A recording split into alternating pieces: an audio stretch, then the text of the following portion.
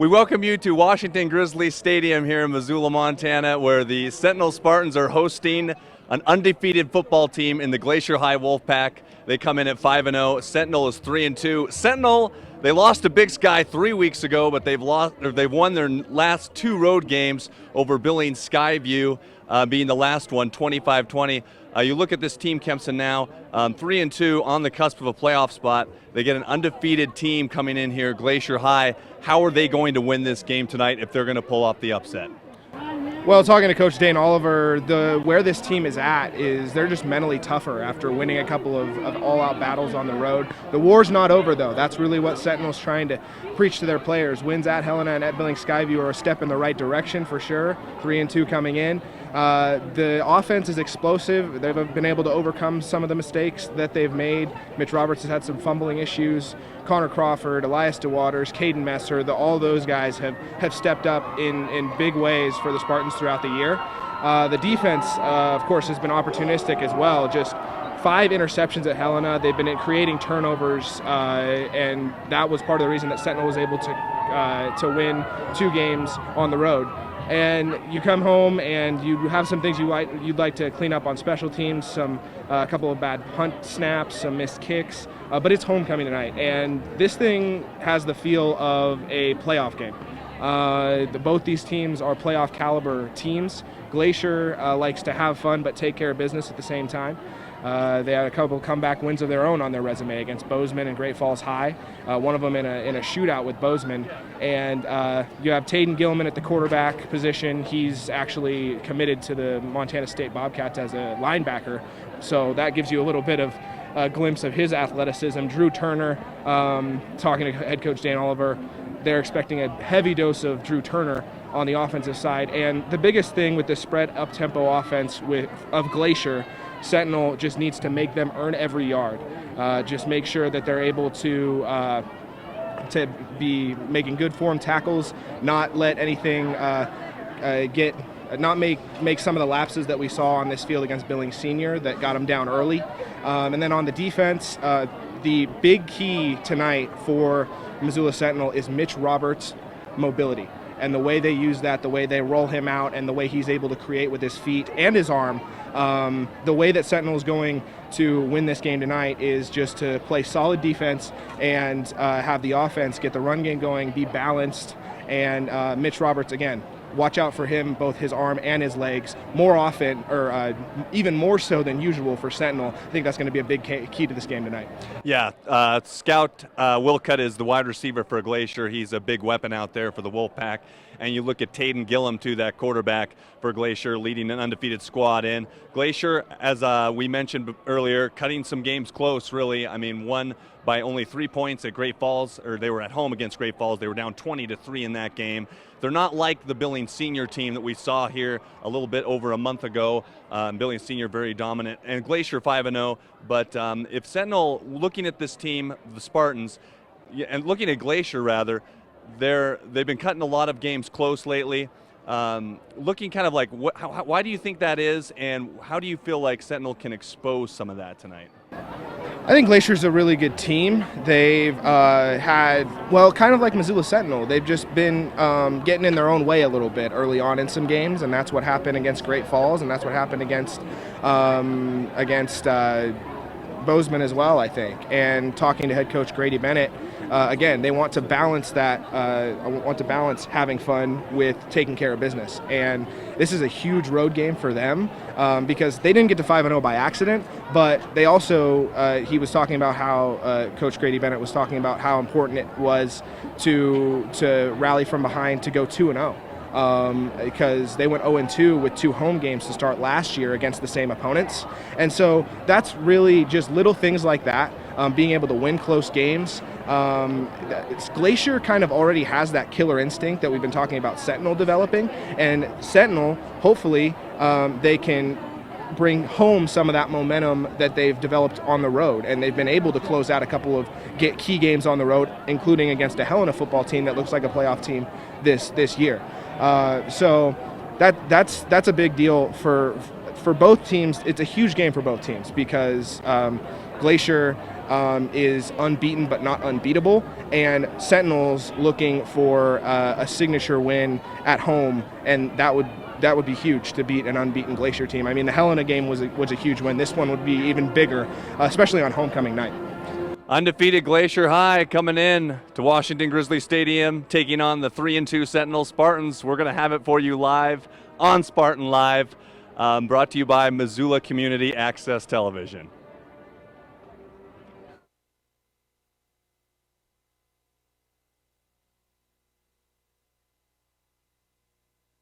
I think Glacier's a really good team. They've had, well, kind of like Missoula Sentinel, they've just been getting in their own way a little bit early on in some games, and that's what happened against Great Falls, and that's what happened against Bozeman as well, I think. And talking to head coach Grady Bennett, again, they want to balance that, want to balance having fun with taking care of business. And this is a huge road game for them because they didn't get to 5-0 by accident, but we welcome you to Washington Grizzly Stadium here in Missoula, Montana, where the Sentinel Spartans are hosting an undefeated football team in the Glacier High Wolfpack. They come in at 5-0. Sentinel is 3-2. Sentinel, they lost to Big Sky 3 weeks ago, but they've won their last 2 road games. Good. Welcome you to Washington Grizzly Stadium as the Spartans got a touchback. Caden Messer taking a kneel.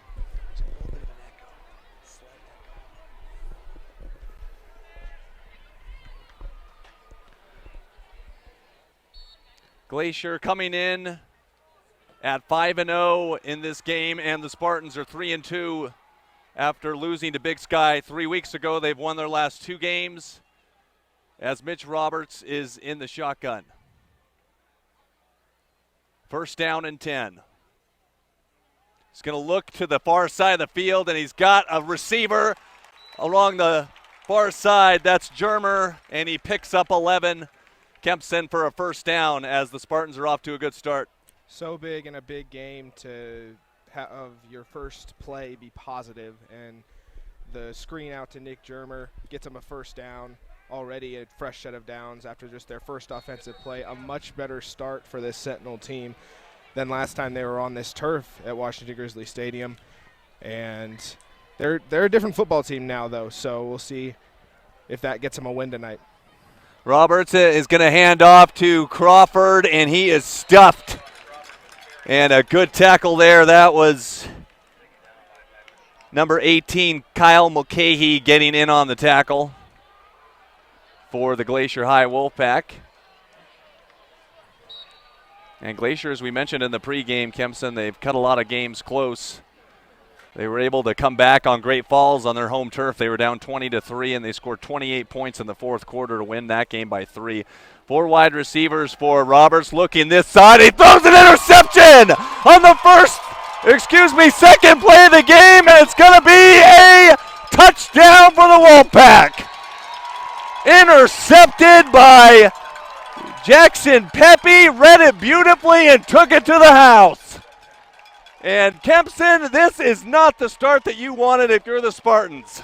Not at all. Head coach Grady Bennett for the Glacier Wolfpack is stoked here on the near sideline, and rightfully so. A pick 6 for the Glacier Wolfpack. Able to undercut the route on the far side was Jackson Pepe for Glacier, and now they're an extra point away from going up 7-0. Cameron Anderson, they fake it, and they go for 2, and it's a beautiful toss. Look at that, Brady Piper for a 2-point conversion. You got to be kidding me. 8-0 Glacier in the early going, 45 seconds into this game. Holy Toledo. Patrick O'Connell on the receiving end of that one, and Glacier didn't come out offensively on that first drive, but they do get the first points on the board, and that's huge in a game that's this big for really both teams. Sentinel trying to, again, earn a signature win, even though they did get a big win at Helena a couple weeks ago. But to beat an unbeaten Glacier football team would be huge as well. But the Wolfpack coming out here and taking advantage You look at Jackson Pepe on that play, Kempson. He just undercut the route and jumped right in front of the receiver and took it to the house, 25 yards for a touchdown. And the 2-point conversion, they fake the extra point and get 2 points out of it. And so Sentinel will have another crack on offense. But Caden Messer is back deep for Sentinel. Elias DeWaters is to his left. And Glacier deferred the coin toss. They won the coin toss and they decided to kick, and it worked out for them beautifully. Yeah, the mental toughness of this Sentinel football team that we talked about in the pregame is being tested here early on. Absolutely it is, Kempson. DeWaters from his 8 has got a seam to run through. He's got a lot of room. He's got the kicker to beat. 50, 40, 35, 30, 20, 15, 10. See you later. Elias DeWaters, 92 yards.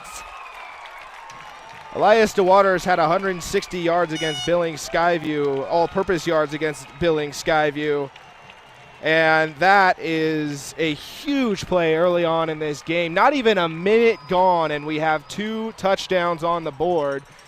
See what Sentinel wants to do here, whether they'll just kick the extra point or go for 2 themselves. But Mitch Roberts is in there for holding at he's a regular starting quarterback as well. Crazy start to this game, just a minute in. Spencer Peppinger, the little brother of Gabe Peppinger, tacks it on, and it's 8-7. Wolfpack have a 1-point lead still, but what a response as Elias DeWaters found a seam and had a lot of green grass in front of him and took it all the way to the end zone. A huge response, because a pick 6 is one of those plays that's a little bit rare in the game of football. It's not something that you're going to have happen every possession, but a kickoff return touchdown is also one of those big plays that can swing a lot of momentum in a hurry. And so to have both teams have those big plays and be able to have them back to back, we got a good one here for you tonight. Boy, do we ever. The last time these two teams met last year was a 42-31 win for Glacier, in which they scored 14 unanswered points in the fourth quarter to take that game. So maybe something of a seesaw affair here tonight, Kempson, but the pick 6 definitely huge for Glacier to get that quick score, and then they got a 2-point conversion on the fake field goal. Yeah, both coaches thought this was going to be a great back-and-forth game here tonight, and they're right so far. We're only a minute in, but so far that is completely correct. And Sentinel and Dane Oliver was saying that they had to play a little better than they did against Billings Senior, especially on the offensive side of the football. And so the pick 6 was disappointing early on, but then to have Sentinel's special teams come back and respond the way they did and create some space for the electrifying Elias DeWaters to take that one all the way back. Man, enormous huge kickoff return, yeah. Ethan Larson and Jackson Pepe back to get it, as this is squibbed, and it'll be taken up by Glacier at the 30 and be brought out to the 32 as Sentinel able to make the tackle. 2 touchdowns on the board, and this is the first we'll see of the Sentinel Spartans defense and the Glacier Wolfpack offense. 8-7, 1 minute into this game as Taden Gilman comes out for the Glacier High Wolfpack. As he looks to get his crew started, at the bottom of your screen is Andrew Dorado.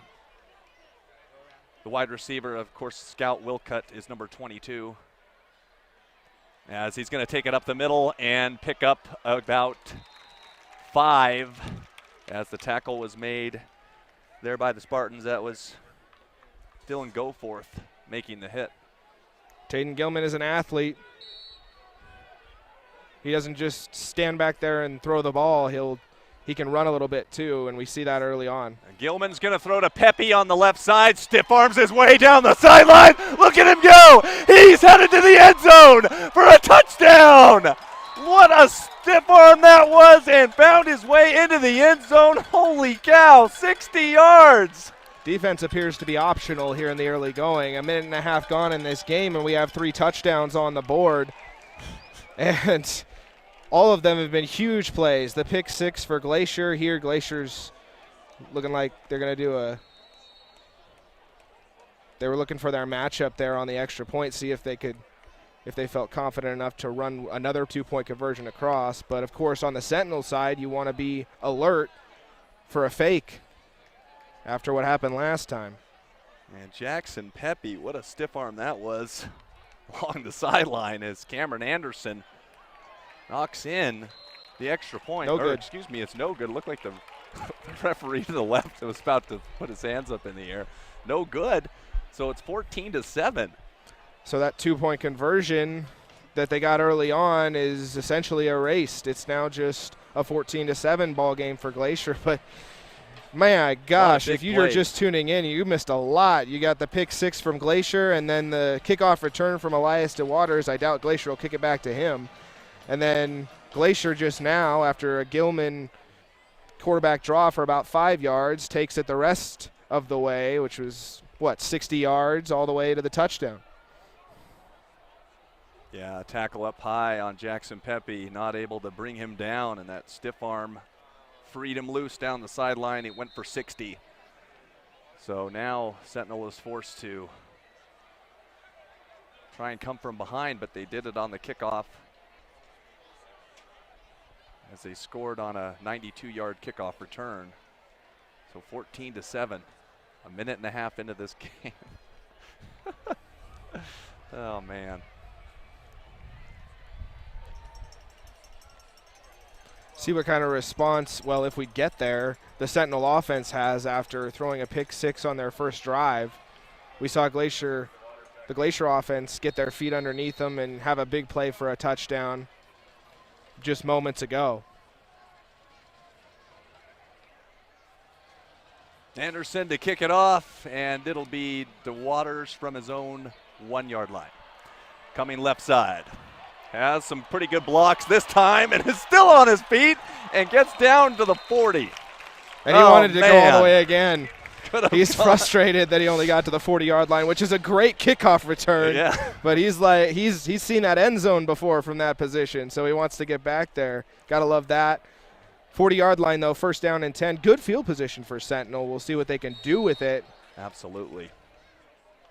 We'll see about Roberts, see if he can have a short memory and come back out here and just continue to fire away, maybe get his legs involved and get his feet underneath him literally and figuratively, get his confidence up. Ethan Jones in motion to the right, and Roberts will keep it, and he's going to lose 3 yards. Kind of slipped and fell. And Bennett McChesney, the junior, able to make the touch as Roberts lost 3. Looks like the play call was intended to do just that, get Roberts' mobility involved in the offensive attack. Didn't work out that time. Second down and 13. It'll be DeWaters along the left side. He's got some room. There he goes down the sideline and picking up about 10. Had a lot of room on the far side. And he'll be about 4 yards short of a first down. Kempson 3rd down and 4. Elias DeWaters off to a tough, good start. Elias DeWaters in space is going to scare everyone. Yeah. If you're on the defensive side tonight, especially after the big play he had to open it up. And yeah, DeWaters is making a name for himself in this Sentinel offense. Brandon Morley at the bottom of your screen. Roberts looking right. He's going to pull it down, and he's going to be taken down by number 74, Kellen Burness. The senior got to him, wrapped him up behind the line of scrimmage, and he lost about 3 yards. It's 4th down and 7.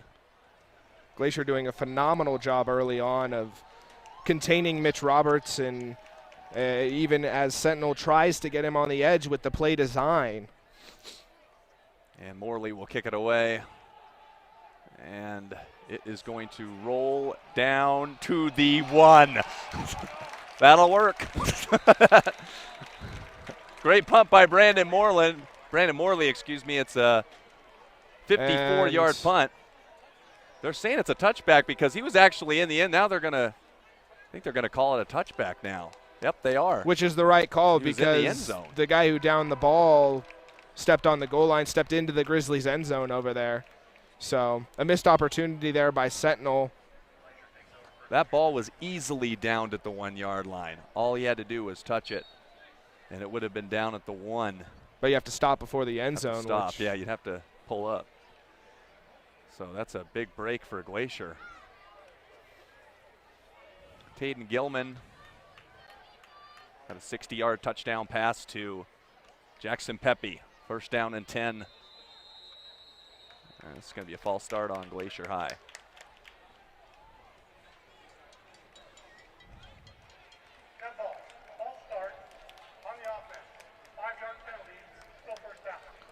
First flag of the game. So after starting last drive with a 4 or 5 yard gain, the Wolfpack back up 5 yards for a 1st and 15.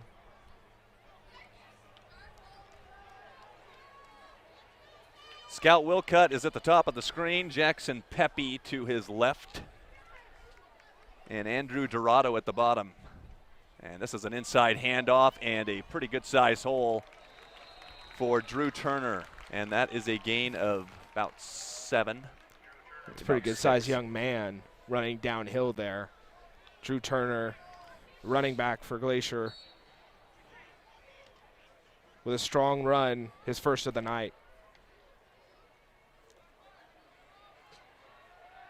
Gilman screen pass out in the left flat, and it is hauled in by the Wolfpack. That was Patrick O'Connell. Flag down.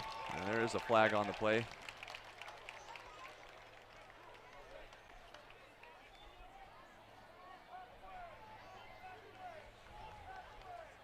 And it appears like it's going to be on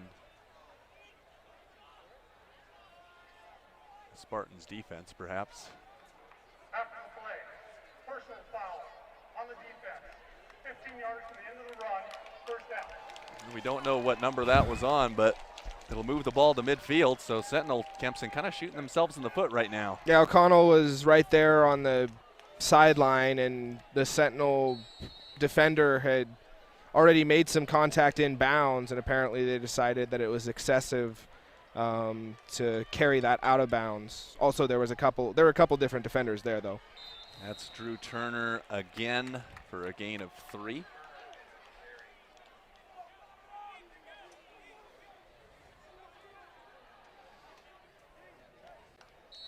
Ethan Larson is going to check in at wide receiver. First flag on Sentinel is bigger, of course, though, because it's a personal foul and it moves it all the way into Spartans territory.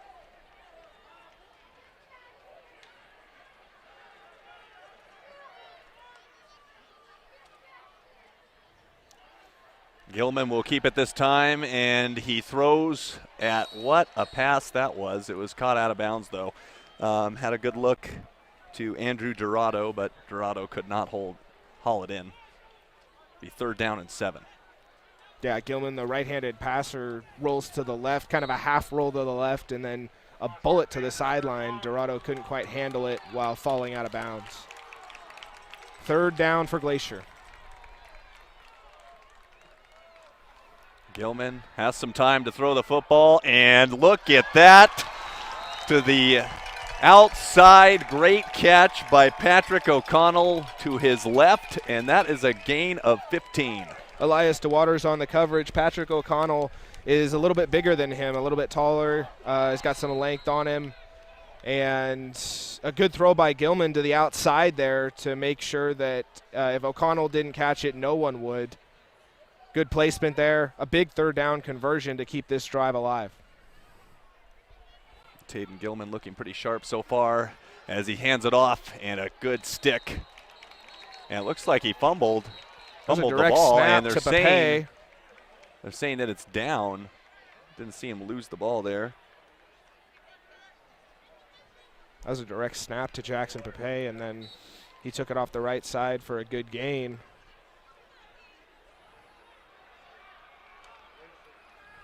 Dorado at the bottom of your screen, and Drew Turner right behind Gilman.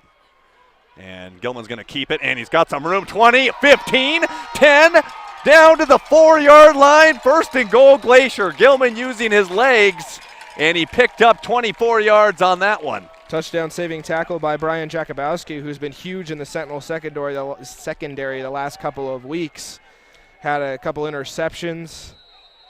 Makes a touchdown-saving tackle there. We'll see if this Sentinel defense can tighten up a little bit here down near the goal line. Gilman will give it to Turner to the goal line, and he gets stuffed down at the 2 as good Spartan pursuit on that play. As Spencer Schock, the senior, was involved at the tail end of that. 2nd down and goal from the 2. Wolfpack off to a ferocious start in this first quarter, no pun intended. As Turner gets down to the 1, it'll be 3rd down and goal from the 1.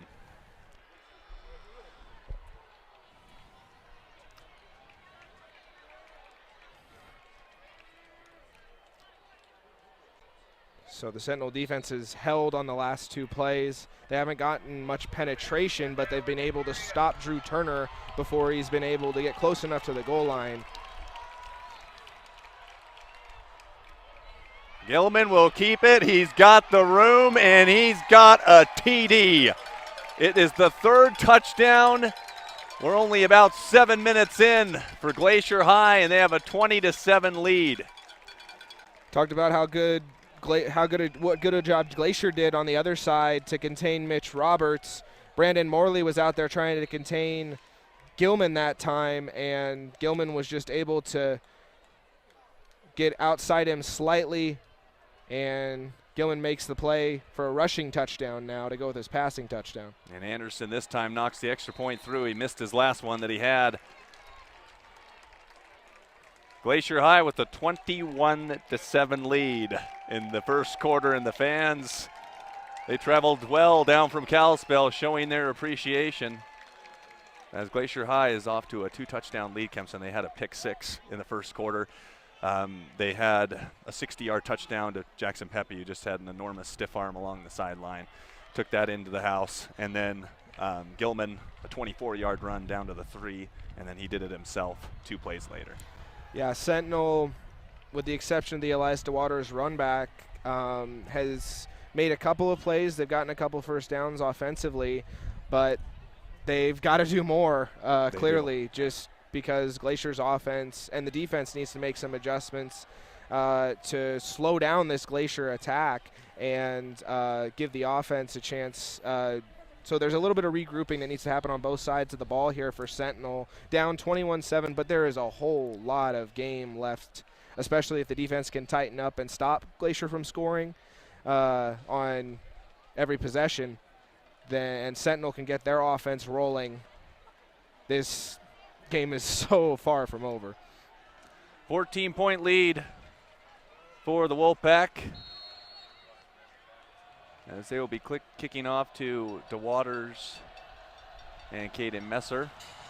And it was actually number 72 with the kick. That's a live ball, yep. And it looks like, wow. Man, Glacier almost coming up with that one. Sentinel is going to retain it. That was a kickoff. That was Cameron Anderson.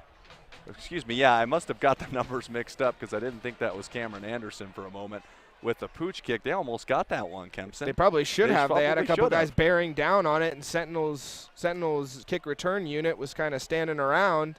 The ball kicked the other way. It could have been recovered by the visitors on that one, but Sentinel fortunate to retain it. Now the offense is going to have to get some first downs and move the football in order to keep up here. Messer is your wide receiver at the top, and Connor Crawford is in the backfield. And Crawford's going to take the handoff, and he is going to get his way near the 45-yard line. That is a gain of 6. I'm going to call it 6 yards. That's another way to open up passing lanes for Mitch Roberts to get Connor Crawford going, Elias DeWaters going, the ground game strong, and get some play action passing going on, which if Roberts is able to get his legs involved, then we're in for a good old-fashioned shootout. 2nd down and 4. Roberts is going to run. He's got some room. 50 to the 40 to the 30 to the 20 10-5 touchdown, Missoula Sentinel. Found a seam along the right side, 57 yards. What a fun game so far. Mitch Roberts, the Montana Grizz wide receiver verbal commitment, and shows you that athleticism, just turning the corner, turning on the jets to go all the way and get Sentinel back within one score. Score in big chunks, so you don't use a lot of clock. Man, this game could be in the 70s and in the 60s before you know it here. Might be in for a little basketball on grass tonight. There you go.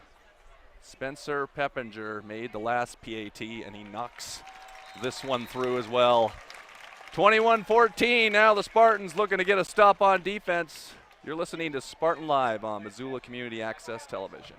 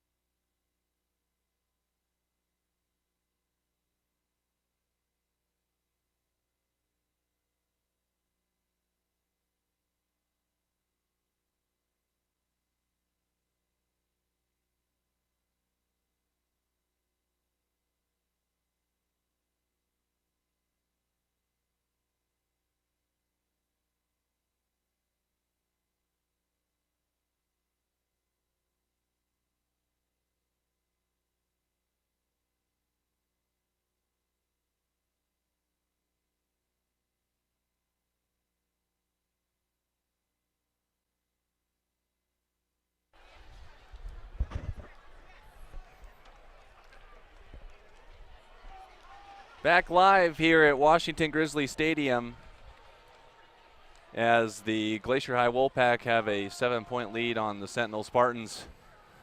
If you just missed it, there have been 5 touchdowns scored in about 7 minutes, roughly 7.5 minutes in this first quarter. So a lot of points being put up as the Spartans will kick off. Caden Messer will kick off.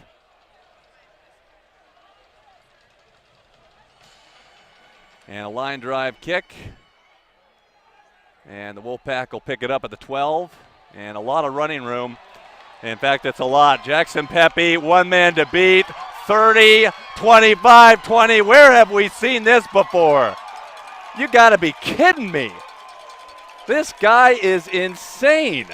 Runs the kickoff back, takes it on a scoop at his own 20 and runs it to the house. And the goal of hitting a ground ball like that is for your guys to be able to get down there and contain the returner. But Glacier had good blocking and Pepe had great vision. And after we saw him stiff arm a Sentinel defender and take it 60 yards or so to the house as a wide receiver, now he goes and returns one. And so now both teams are even in that department, having kickoff return touchdowns. Dane Oliver wondering what's next for special teams and his defense right now as the kick is good by Cameron Anderson. It's 28-14. As the Glacier is just putting on quite a show here at Washington Grizzly Stadium in the early going. I did not expect this kind of offense to really just be firing on all cylinders, and that's a bit of an understatement to say they're firing on all cylinders. This is a road game, and they put up 28 points in the first 8 minutes, Kempson. Well, they're coming off a bye week, too, so they're probably fresher call. than Sentinel a little bit. But you would expect maybe there to be a little rust there as well, but no indications of that. They've been able to just pick up right where they left off after coming back to beat Great Falls a couple weeks ago. And they had a great second half in that one to make that rally. And here they are tonight already with 28 points on the board. And this game. It could literally, they're on pace to break 100. Right. It really is that they're going that fast right now, folks. 28-14. And to credit Sentinel, they have a couple big plays of their own, but if you can't stop the other team from scoring, you're not going to be able to keep up, bottom line. Cameron Anderson to kick it off for the 5th time.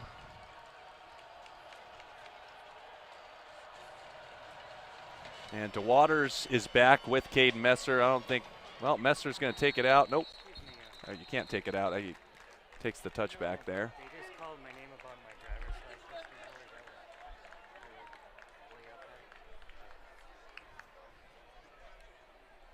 So the Spartans will start from their own 20.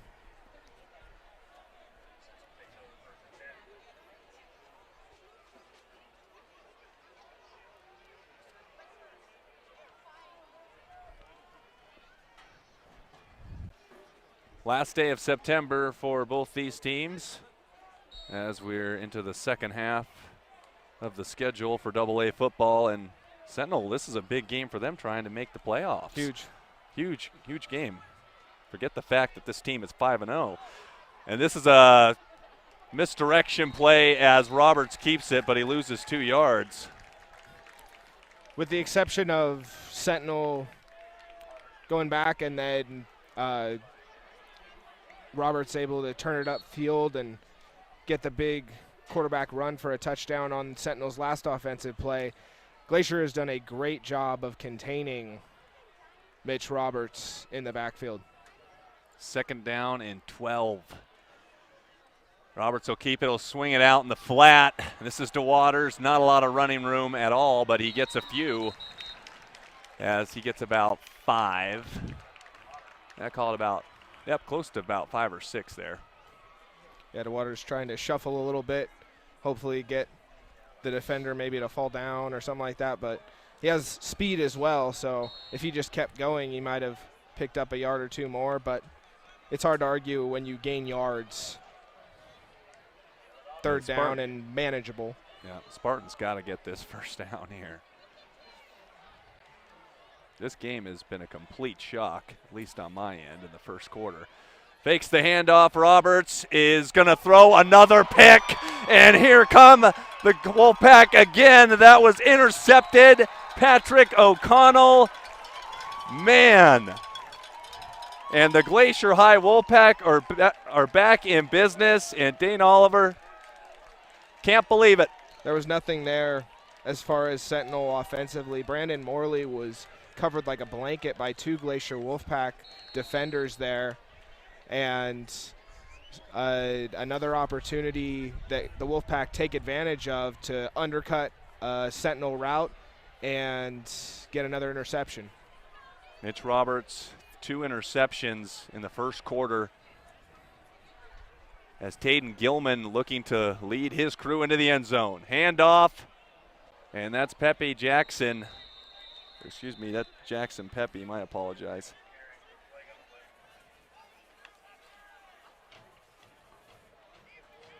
And there's a flag on the play.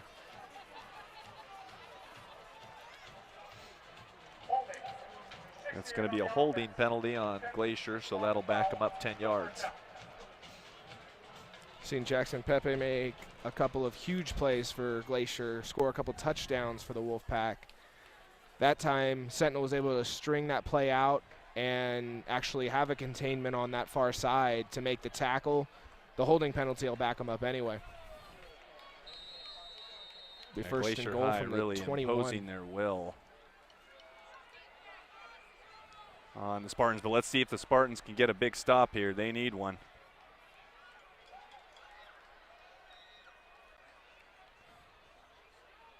Gilman's going to hand it off to Turner, and Turner is going to get stuck as that was a good hit by the Spartans defense. As Caden Messer was in on the tackle. Caden Messer's had an interception or 2 for Sentinel in the last couple of weeks to help them get those big road wins over Helena and Billings Skyview. That time from his linebacker position, he and his defensive mates were able to wrap Drew Turner up.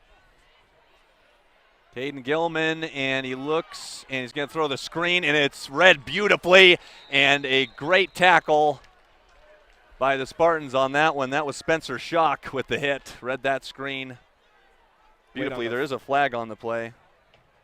Scout Wilcutt was never able to go anywhere on that play. There's no penalty for an ineligible receiver downfield. The ball was caught behind the line of scrimmage. Clear down. That was Wolfpack's first catch of the game. Haven't seen him play much of a factor, at least in this first quarter.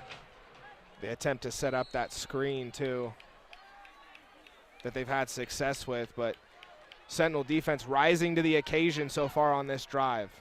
Yeah, playing a good series here on this one, and Dane Oliver's going to ask for a timeout. Big third down coming up. It's 3rd and 17. Timeout, Sentinel. First charge timeout of the half. Glacier can still get a first down if they get inside the 3-yard line, Kempson. I don't think so. Or maybe I think they cannot. No, they laid the sticks down there. It says 3rd and 17 from the 17-yard line. So 3rd and goal from the 17-yard line. You have to like your chances if you're Sentinel. Yeah. With 2:17 to go in this first quarter, to hold Glacier to maybe a field goal attempt or a 4th down and long attempt to get all the way to the end zone. And like I said, Sentinel through a couple of plays on this drive has been able to rise to the occasion where they're down 14 points. Their offense is struggling early on, a couple turnovers, and this Sentinel defense is able to stand tall so far on this drive.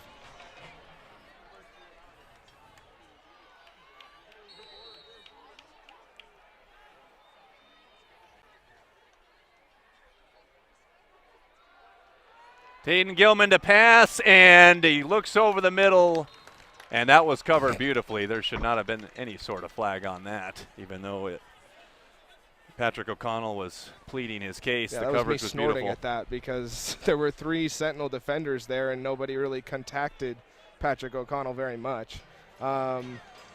Great coverage there, 4th down.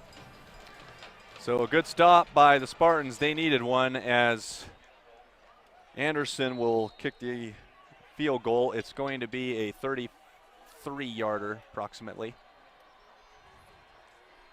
I'll call it 34.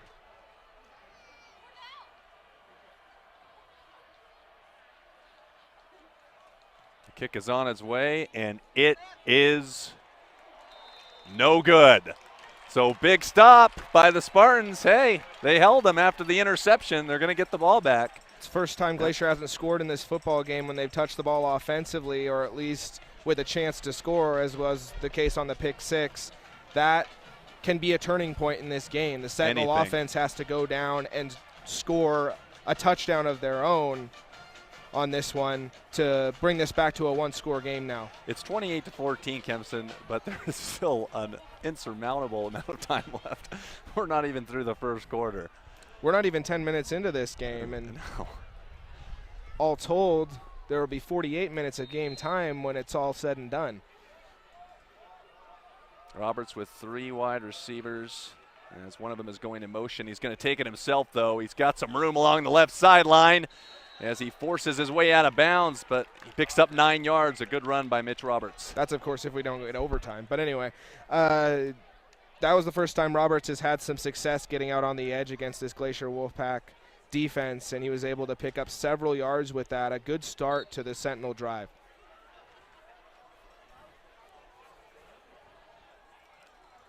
Second down and 1.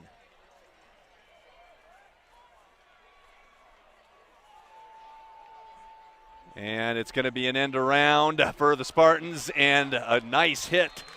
That was Sam Barber with the stick, as Ty Kendall took the end around and got a first down on that play. Different play call on that. Yeah, Caden Messer was in there at quarterback in the shotgun. He was able to take kind of a wildcat type of snap to get Glacier a different look. Wanting them to run the clock here. And the clock isn't moving. So we're not going to have another play, not just yet. Now it's rolling. Inside 2 minutes to go in the first quarter. DeWaters to the right of Roberts, and Crawford to the left, and Ethan Jones is lined up on the left side of the line. And DeWaters will take the handoff, end around, and he's got some room and spinning his way to the 40, and he gets stood up there. As another good tackle by Patrick O'Connell coming in there to make a hit. Great penetration by Bryce Graham there. Just DeWaters had the speed to outrun him to the corner and gets a few yards for the Spartans.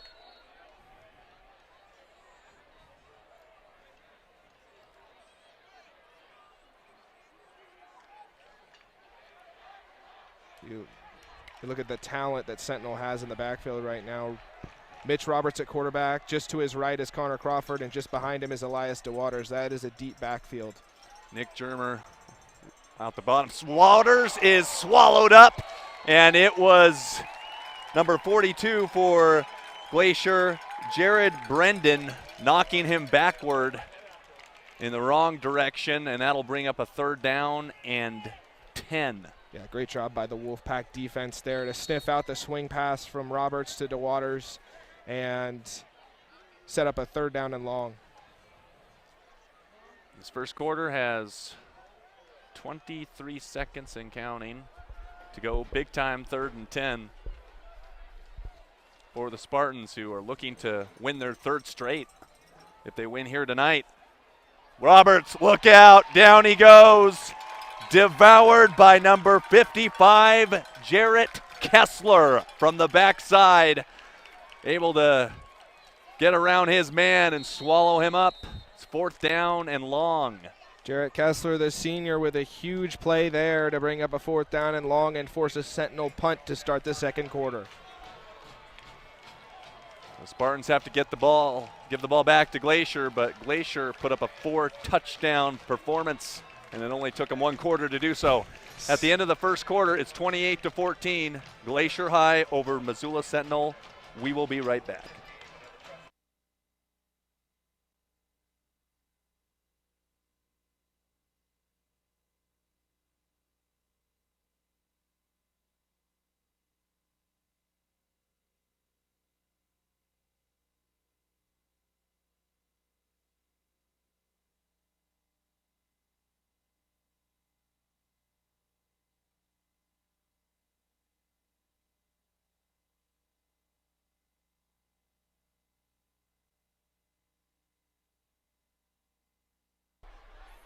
Start of the 2nd quarter as the Glacier High Wolfpack are going to get the ball back, and Jackson Pepe, who has scored 2 touchdowns in the first quarter, and he didn't touch that ball. It might be live, and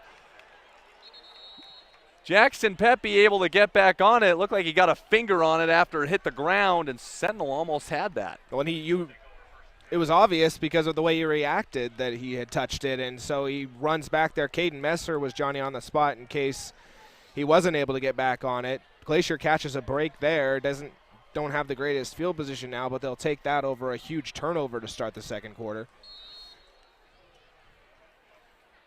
And both Sentinel's defense rose to the occasion, forced a missed field goal late in that first quarter, and then Glacier's defense with a huge stop to make the Sentinel offense punt it back to their offense. This ball is going to be tipped up in the air, and it's incomplete as the defensive line got a hand on that one, as Gillum will have to head back to his huddle. That could have been an interception there. Brandon Morley with a great job coming off the edge and gets his hands up, heads up play.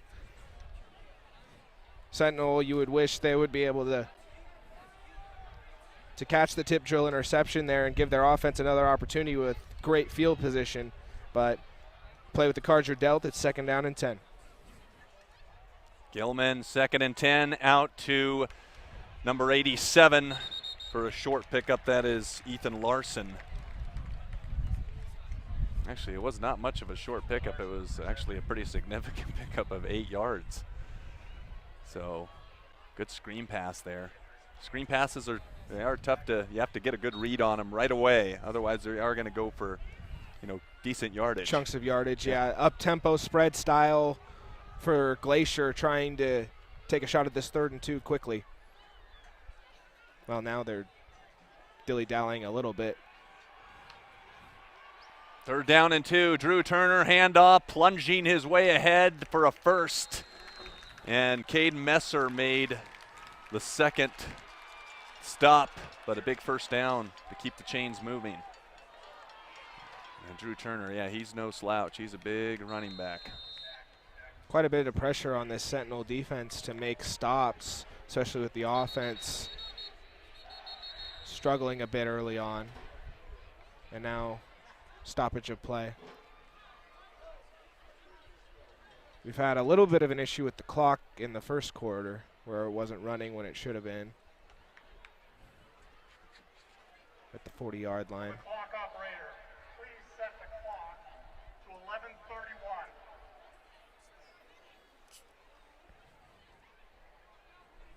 So they're getting that figured out.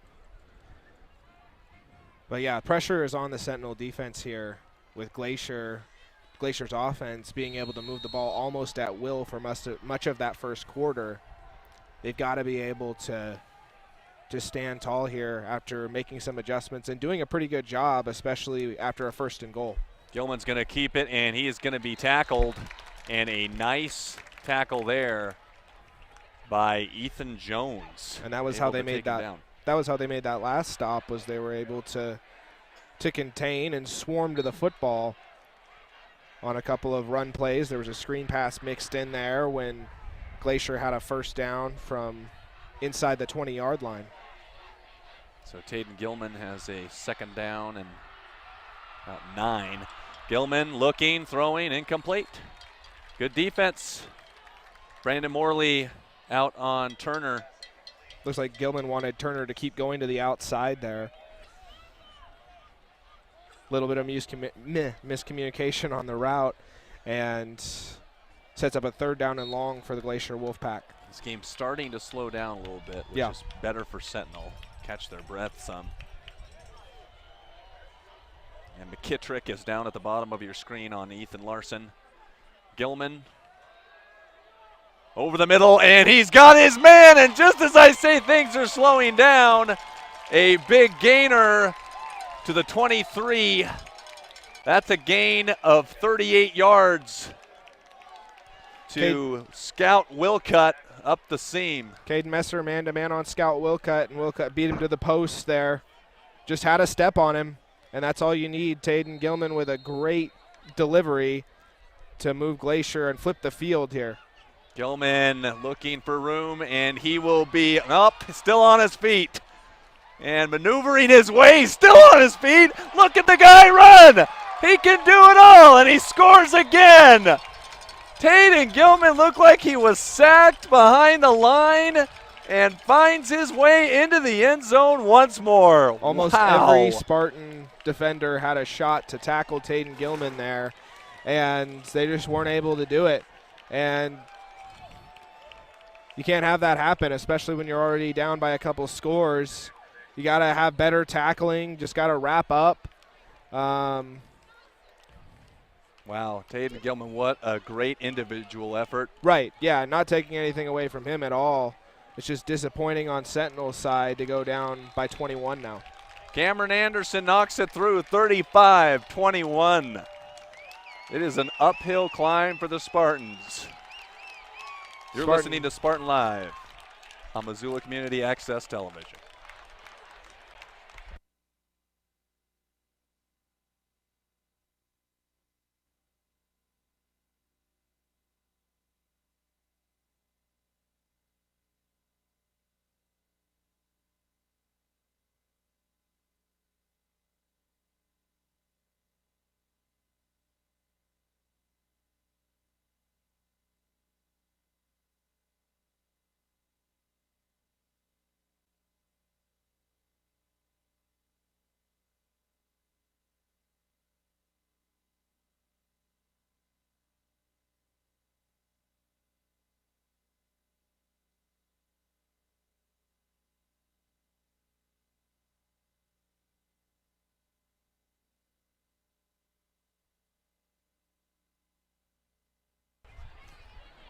Just in case you are just joining us, Glacier High is off to a very quick start in this game, Kempson. They've scored 35 points in the first 13 and a half minutes of this game. Taden Gillam, 2 rushing touchdowns.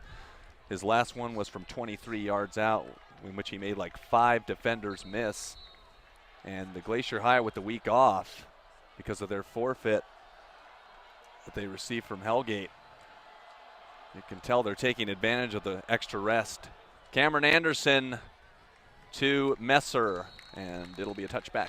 Yeah, there's the extra rest, but there's also the fact that they're just a really good football team. You don't get to 5-0 on accident. They were able they're just able to click on all cylinders on the offensive side for the most part throughout this night so far. Taden Gilman with a couple of rushing touchdowns. He's also had a passing touchdown to Jackson Pepe. And, yeah, Glacier is just all over the Spartans early on.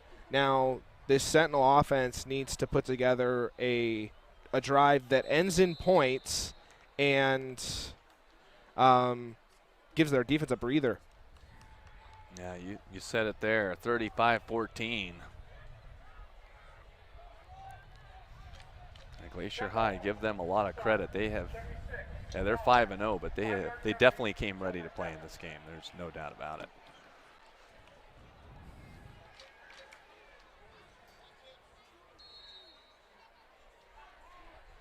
Mitch Roberts in the shotgun, and he'll give the handoff to Crawford.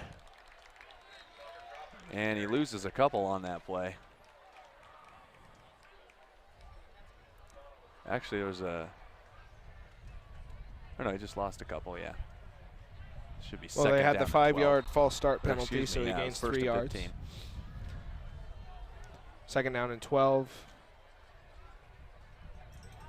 Getting Crawford more involved in the offense, I think would bode well for Sentinel. That pass is too low, and you can't have a pass on a screenplay that's too low like that, as it's hauled in, and wide receiver had to go down to his knees. So now it's third down and 12. Yeah, we've seen that before with Brandon Morley, just outside between the numbers and the sideline. And Roberts has just thrown it a little bit low. He's had to go to his knees, and he's automatically down. Third down and 15, and Roberts has some room, and he is going to scramble and be well short of the first down as Glacier was in a bit of a prevent situation. Jared Brendan able to make the tackle, 3 and out. Yeah, Glacier defense lets him pick up a chunk of yardage there, but good enough coverage and good enough contain on Mitch Roberts to not let him pick up a third down and 14 on the ground. It would have been maybe a good time to think about faking that. It It was there if he wanted it. Was. Jackson Pepe with the everyone on Glacier's defense, or everyone on Glacier's punt return team had their backs turned to Brandon Morley, and Morley could have taken that and maybe picked up a large chunk of yardage and given Sentinel a heck of a spark, but apparently whatever his read is on that just wasn't there, so he punted it away, and Glacier will have the ball again on offense. Fair catch at the 28. Gilman back to work. He's got a 5 wide receiver set up as Glacier High is in control. They have a 21-point lead. There's a flag on the play, and Larson will take the screen, and he's going to pick up about 16 yards, but it's probably going to be coming back.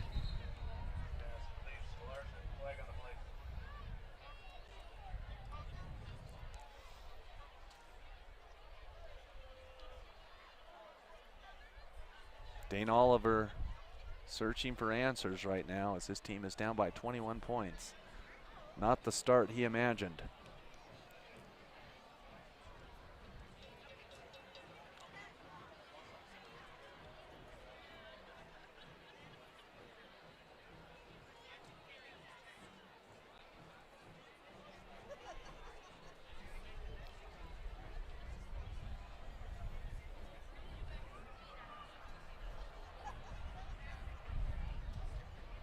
A little bit of a referee discussion about what exactly the flag flew for.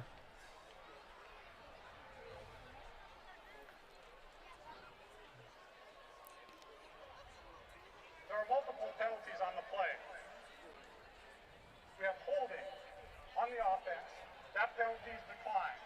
We have illegal participation on the offense. 15 yards from the previous spot, still first down. There's a 15-yard penalty on Glacier, illegal participation. We'll take a 1st and 25 as a defensive player and defensive coordinator anytime you can get it. And this is a huge opportunity here for Missoula Sentinel to have Glacier give it back to the Sentinel offense. And the referee's still trying to sort things out as they get the spot of the ball at the correct yard line. The ball's on the 12-yard line. It's first down and 25.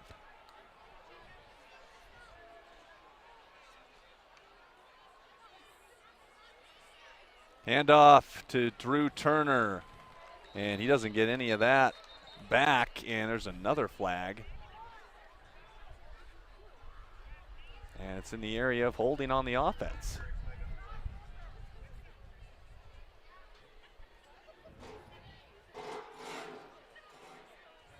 So this is going to back Glacier up further. 72 on the offense. Half the distance to the goal, still first down. It'll be first and 31. Saddleback 6 yards up. Well, with only a couple exceptions, that's been all that's slowed the Glacier offense down. So Sentinel has got to take advantage of this opportunity to get good field position for their offense as well, with Glacier backed up to the 5-yard line. Maybe even get a turnover here, score it themselves. Just lost some papers. And Tatum Gilman is in trouble, and he's able to get it out to his wideout. Wow. For a gain of 14. That was Patrick O'Connell. Looked like they could have had him for a safety. Gilman did a great job to escape pressure long enough in his own end zone there to make a throw out to O'Connell and pick up a large chunk of yardage up to the 20-yard line. They still need the 38. 2nd and 18 as Gilman finds O'Connell. Gilman all kinds of time to throw the football, and no penalty on that play. Looked like it was a clean overthrow. That was Drew Turner he was looking for. Matt Messerly got up there to get the pass deflection. A good job As it's an by the incomplete senior pass. defensive back.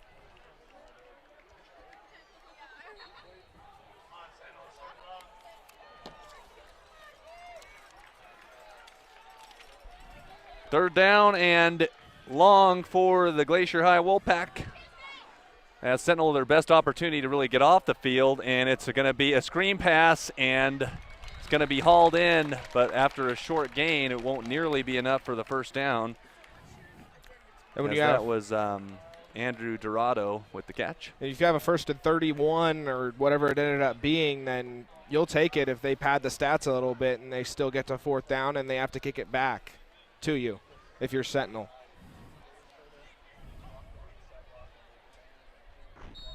We've seen Elias DeWaters be electrifying as a kickoff returner. He's back there as a punt returner now. Gilman is the punter. And now timeout for Glacier High. Timeout. Glacier. So Glacier High is going to talk things over on 4th down. Jackson Pepe, 3 touchdowns in this game. Unbelievable. He had a pick 6. He had a punt return for a touchdown. He had a 60-yard touchdown reception. Really kind of the catalyst so far in this first half as Glacier's up by 21, and Sentinel just trying to get some more points on the board to make it a closer game here. Pepe has been huge. Gilman has been great on offense for Glacier as well, with his legs and with his arm. He's been able to make some conversions to keep drives alive with his arm, and then with his legs he scored a couple touchdowns.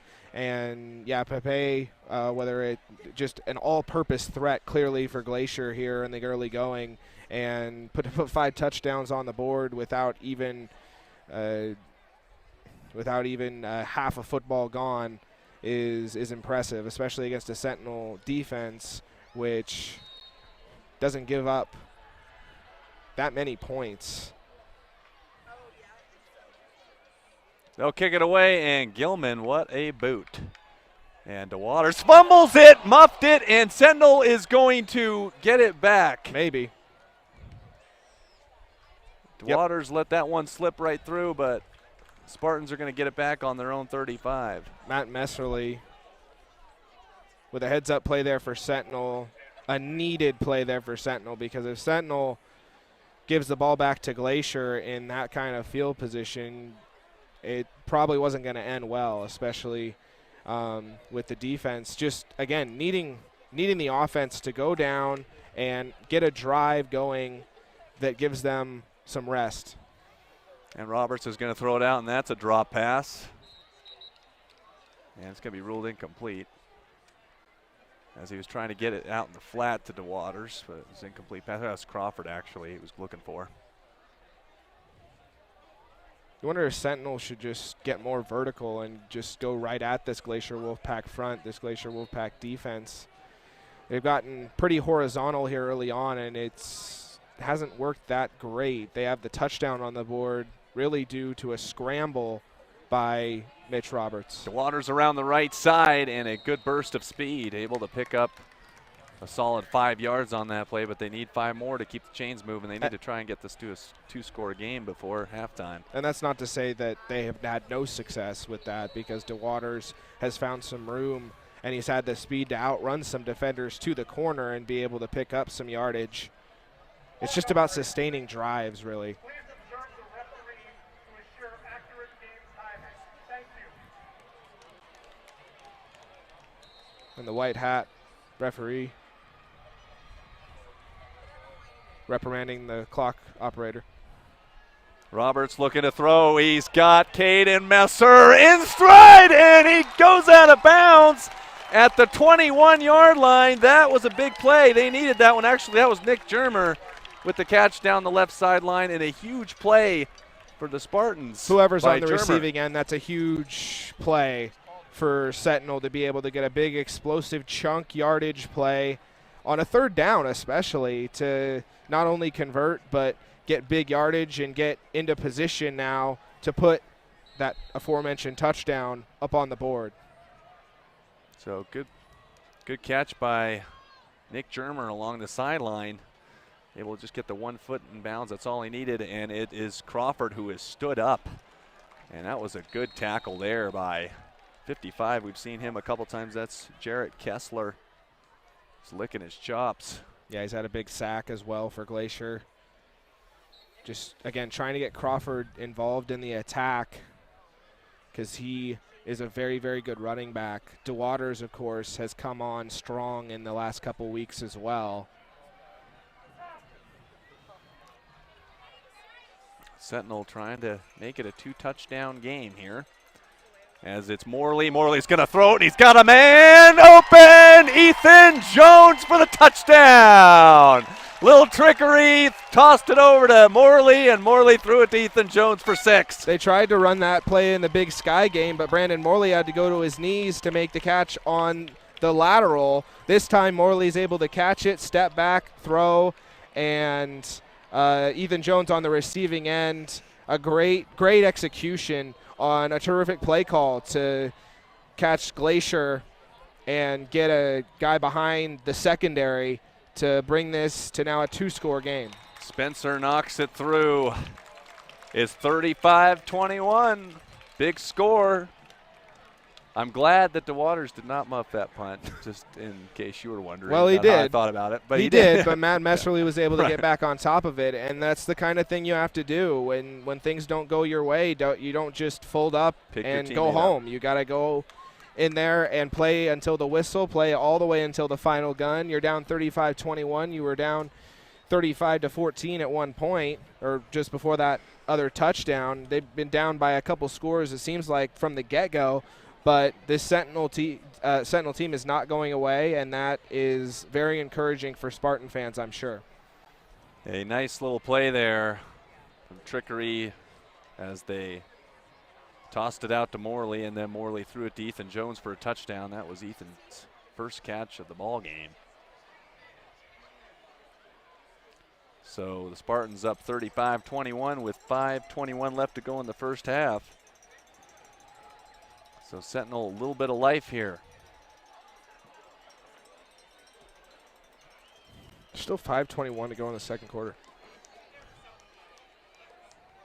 There's 56 points on the board. Yeah, on pace for quite a few tonight. 35-21. Glacier had 28 in the first quarter, did they not? Or they had 21? I think they had 28. Spencer Peppinger to kick it off. Back to receive is Ethan Larson, and it'll go in Ethan Larson's direction, but it'll be scooped up by number 20 for Glacier High. That was Seth Anderson, and he brings it out over the 30 to about the 33-yard line. Now Glacier Wolfpack has 5:17 to go down the field and assert themselves to be back in control of this football game. So on the other side here with Sentinel, as there's a Spartan down just off the field, can't see what number he is. I think that was Brady Pfeiffer actually that was hurt.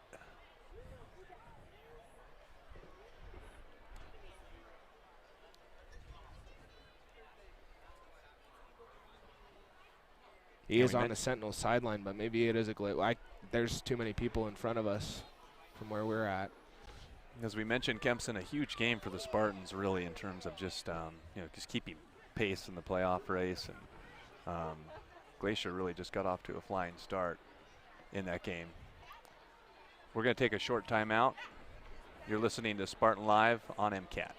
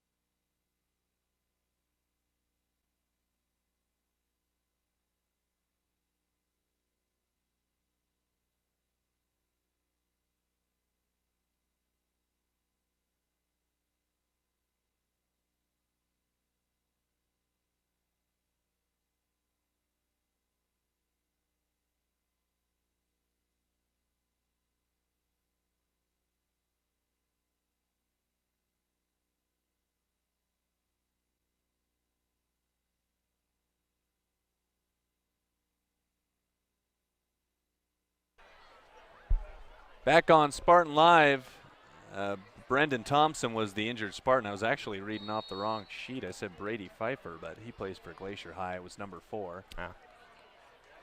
And Gilman will hand off to Drew Turner. Not a lot going on there. We haven't seen too much of Turner. Big running back, though, gets about 1.5 yards. It'll be 2nd down and 9. Wolfpack kicked off to start the game and got a pick 6, so they'll get the ball to start the second half. So that worked out beautifully for them. 2nd down and 9. Gilman, fake handoff to Turner, flip it out to Larson, and he is taken down from behind. And he gets out to the 40. Making the hit there was Ezra Wida. Too many missed tackles for this Sentinel Spartans defense here in this first half. Just need to clean that up a little bit, and they would actually have maybe a couple of Glacier touchdowns stopped. 3rd down and 3. Hand off to Turner. He got a big hole, and he's able to get out across midfield for a 1st down. There is a penalty on the play as Matt Messerly able to make the tackle, number 17. Messerly from his safety position has made a couple really good plays for this Spartans defense tonight. Sentinel's going to get bailed out here by a penalty. So that's a big penalty for Glacier High as they had themselves a 1st down at midfield. So some costly penalties. Yeah, that was probably the biggest run we've seen Drew Turner make all night. Almost broke it. And Messerly was able to make the shoestring tackle.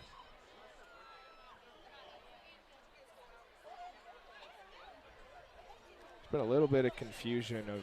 There really has. Just more a little so bit, than normal. Yeah, a little bit. The referees are having a conference now. They spotted the ball wrong after a holding penalty earlier, and now they've got it figured out this time. And then the clock management has been a little spotty too, as far as ref to press box, but we've got it figured out. 3rd down and 6. And Gilman is looking long to Larson, and it's too far out of bounds along the right sideline. So a big 3rd down stop. And the Spartans got a little bit of life here. Going to get the ball back, make one last push. They got a little lucky. They got a little lucky there too, because Patrick O'Connell was able to break upfield, but it was after Gilman had made his decision to unload down the sideline in the direction of another receiver. Good, decent coverage there by Danny McKittrick, using the sideline to his advantage as well. DeWaters on the punt return here. Gilman will kick it away. DeWaters will call for the fair catch, and it is made at the 28-yard line. So Sentinel will go back to work, very much still in this game. It's under 4 minutes to go. There's been a lot of scoring in the first half, as the Spartans are looking to improve to 4-2 in the conference. But it's been a tall order when you're playing undefeated teams that come in here. But this is definitely a lesson to be learned here, whether they win or lose this game tonight. And if you ask both teams in the state of Montana coming in, and if you ask both teams, 35-21 may not shock them, but to end the second half, maybe not the first half. Handoff, and it is Crawford with a big burst of speed. That's the longest run of the day by him. He gets about 9.5. And that will actually be a first down right at the sticks. Looked to be short from where one of the refs spotted him. Looked like a half yard short from where he spotted him, but they're going to give it to him up to the 38-yard line. Crawford's such a spirited runner. He has athleticism to back it up. He and the rest of this stable of Sentinel runners just run so hard. First down and 10. Fake the handoff, throw it out in the flat. And that is corralled in by Ty Kendall, who picks up about 6. Kendall's made a couple of catches tonight. Able to make a play in space there to get around a block from, I think it was Nick Germer here on the near side, and pick up good yardage. 2nd down and 4, and that's a handoff, and nowhere. Nope, a fake handoff, and Roberts is stuffed after just a gain of 2, as Sam Barber is able to come in and make the stop. Glacier continues to, for the most part, do a terrific job of containing Mitch Roberts. Talked about how key his mobility would be and how this game played out as he goes out to wide receiver for this one.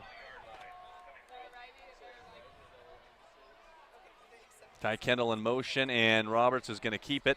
Actually, that's not Roberts, that's Messer.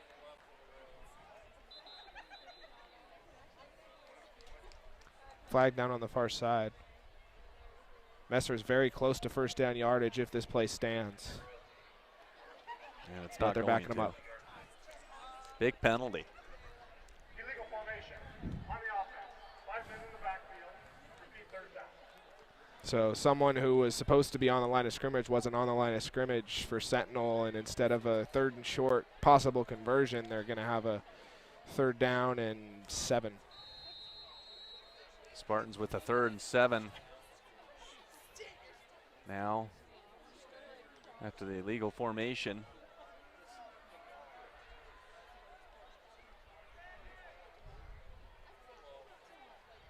Third down and 7. Mitch Roberts is looking to throw, and that pass is complete. And a big first down out to Shustari, who we haven't seen much in a little bit, with a nice catch. Big first down there after the penalty. Mitch Roberts with a huge play there to stand in against a ferocious Wolfpack pass rush that was right in his grill, and he steps up, fires with a strong throw and a completion to Shustari, who was open. A key conversion there to get him into Glacier territory. And it's first down and 10. Roberts is going to keep it. He's got a man wide open. It's right. Oh, juggled and caught. Looked like it was going to go right through his hands. That was Ty Kendall along the right sideline for a gain of 5. Ty Kendall with a great job there. after juggling it at first. Now favoring his right, or maybe his left foot there as he goes out of bounds, but a good play there to pick up some yardage. 2nd down and 5 for the Spartans. Ethan Jones in motion.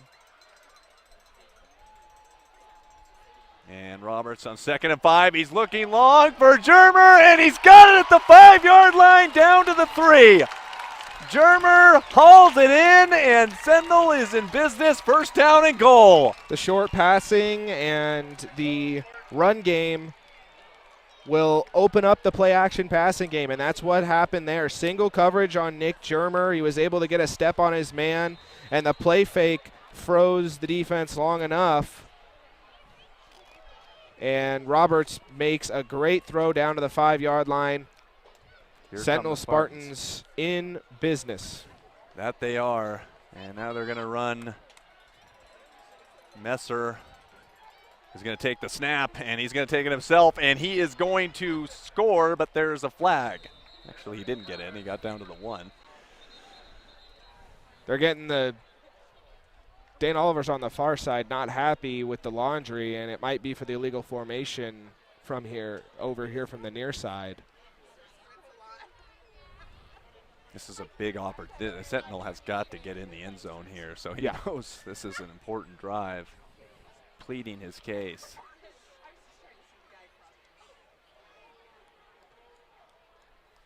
Trying to make this a 1-score game. Here's the call. Illegal formation on the offense. 5 men in the backfield. 5-yard penalty. Still 1st down. That's a big penalty right there.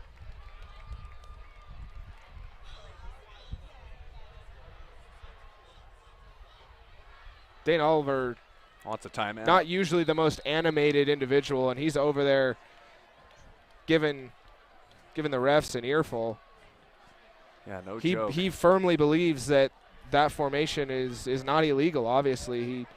And they wouldn't run it again, obviously, if they felt like it was wrong. So he's at least he's trying to understand what's wrong about it so that they can adjust it slightly.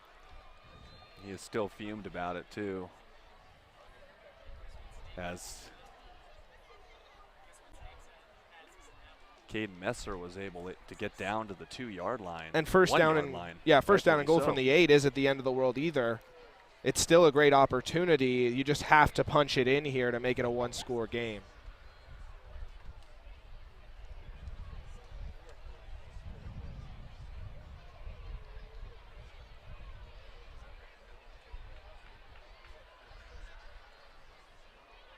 But yeah, Dane Oliver, Sentinel Spartans, and the rest of the Sentinel Spartans staff and team realize how big this game is, especially for the Spartans going forward against an unbeaten Glacier Wolfpack team.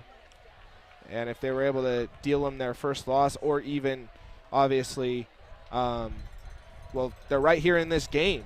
And so every yard counts right now, both offensively and defensively. Now it's 1st and goal from the 8 as DeWaters is in motion. Actually, Crawford's in motion now. It's Roberts going to keep it down to the 5, down to the 1. So good run by Roberts, gets 7. And a 2nd down and goal from the 1-yard line. And now they were able to get it down to the 1 anyway. Right, exactly. So, sorry, heavy Dane. traffic over there for Roberts. A great piece of running there to just be able to keep his feet underneath him and keep driving towards the goal line.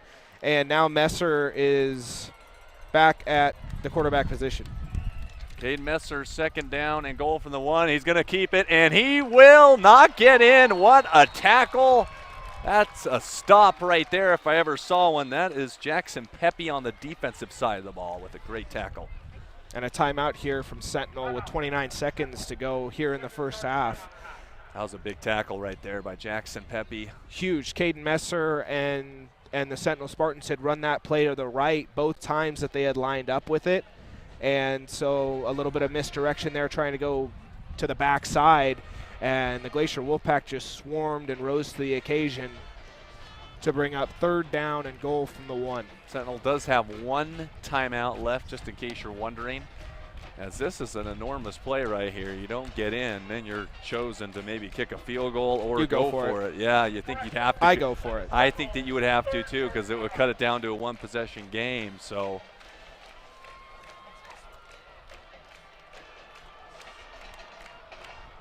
here we go. I formation, Crawford. Yep. In the A gap, watch. Here we go. Crawford gonna get it, and he is going to get in the end zone. Wait for it. Nope. Wow. Wow. And the clock is going to Huge run, stop so by now they got to Glacier. call timeout. They got to go for it here. I give it to Crawford again one more time and see if they can get in. 16 seconds. Here we go, 4th and goal. Trying to score before the end of the first half. Snap, Crawford to the goal line, and he's got to be in now. Wow. It scored right at the end of the half, and it's 35-27.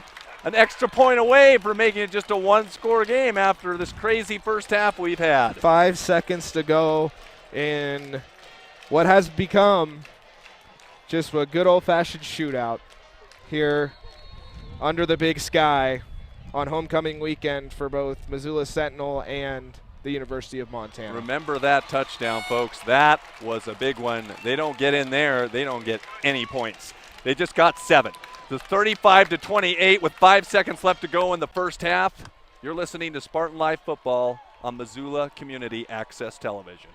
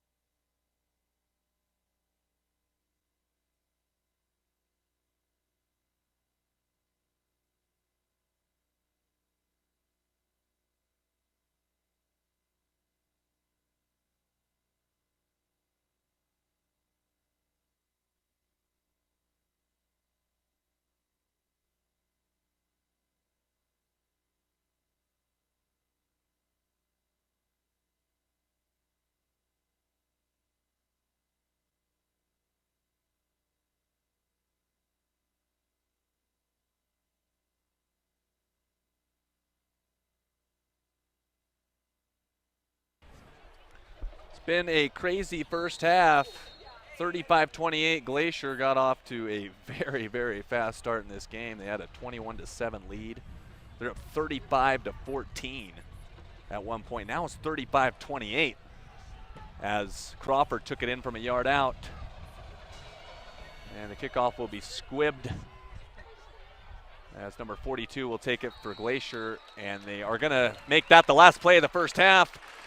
We go into halftime here at Washington Grizzly Stadium. Sentinel hanging on, only down by 7. Glacier will get the ball first when the second half starts. Quick thoughts before we take a quick break here. Sentinel is not just hanging around. They clawed their way back into this game. They had just a kickoff return touchdown for a while in this game, was their only score. And then Mitch Roberts was able to have a score. And the Sentinel Spartans have, again, just been able to, they haven't been able to score every single time, but they've been able to score enough to still be in this football game. And now the defense, which got some rest on that offensive drive to end the first half, now they're going to have they're going to have halftime to get a little bit of rest as well and make some adjustments to try to slow down and even stop this Glacier Wolfpack attack. On the offensive side, some momentum going into the half as well. This is going to be a really good second half. 35-28, Glacier High with the lead. We'll be right back with the second half. You're listening to Spartan Live.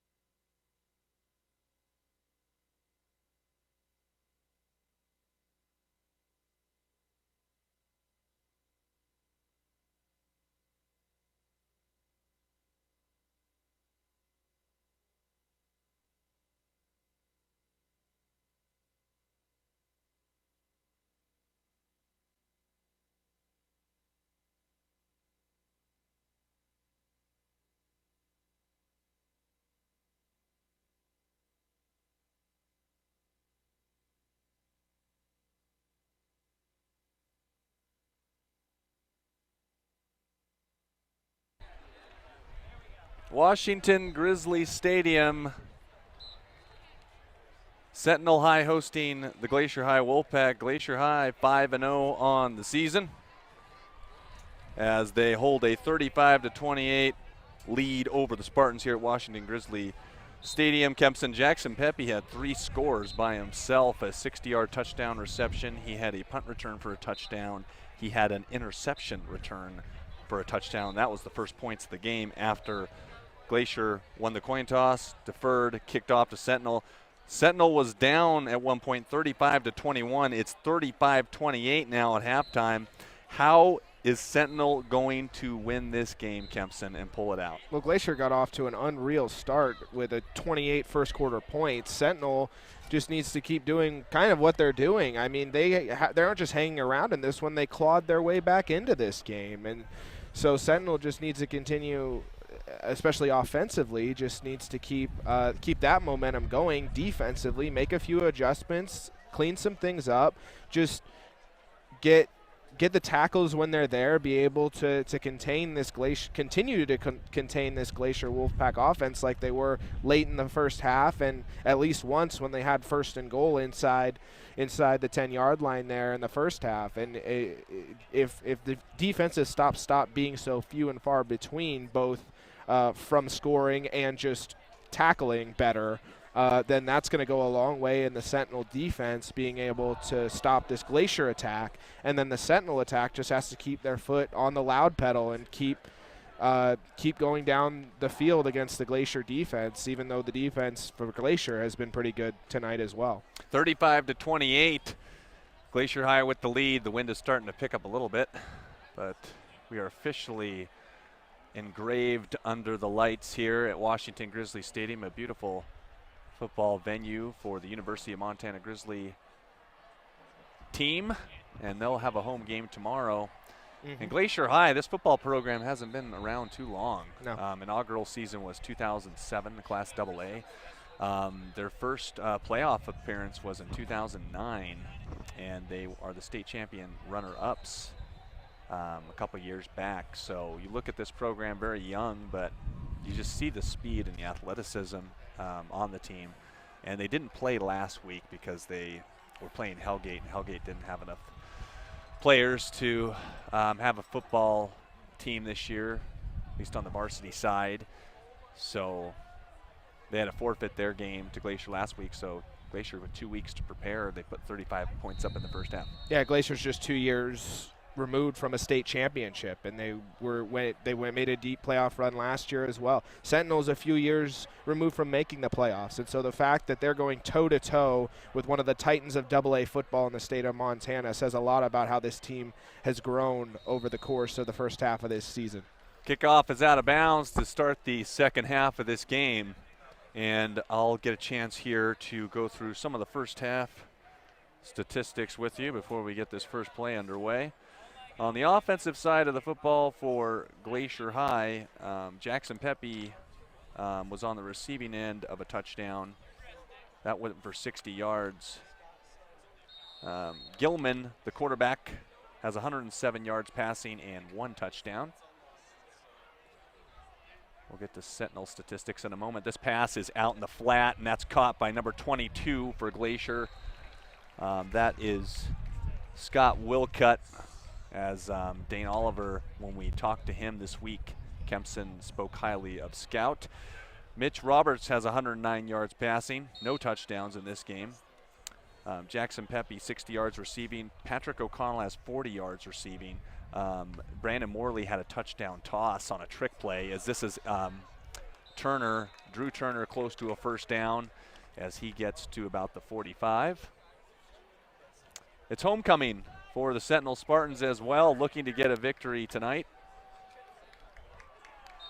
Yeah, homecoming for Sentinel, homecoming for the University of Montana, and a good old-fashioned shootout under the big sky here tonight. First down for Glacier now. They were able to make a couple plays there, get their playmakers out in space a little bit, but the biggest thing is just to not give up huge chunks of yardage here.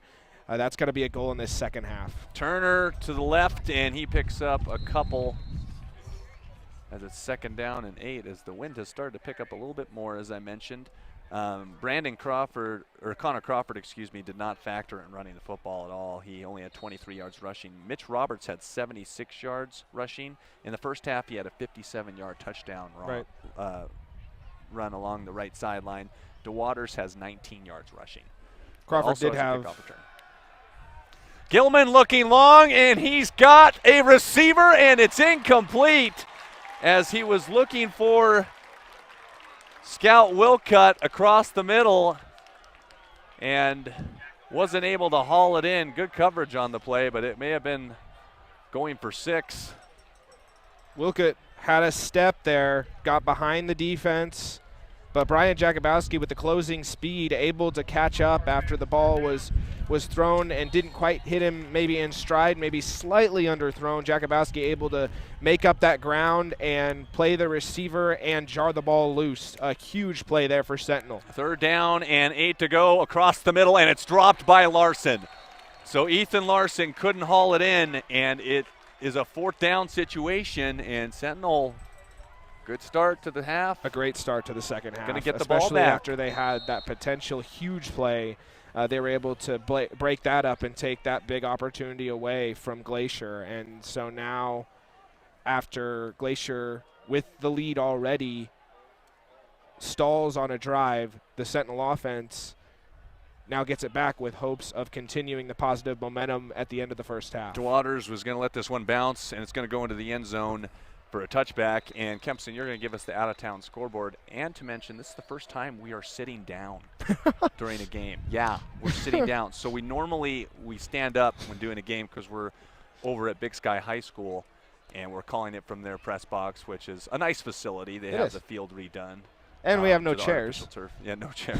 So we're not going to sit on the ground. We have 6 chairs. We had like 6 of them right behind us, and then you grabbed one, and I'm like, why don't I grab one? So well, we may stand up if we have big plays happening, obviously. Yeah. 10:21 to go, early second half. Spartans a quick stop on defense, and this is Crawford reversing field and gets up to the 25 for a gain of 5 yards. Crawford had that huge touchdown to punch it across to end the second half and get Missoula Sentinel to within 1 score of Glacier. And so to keep him involved is a good move here early on.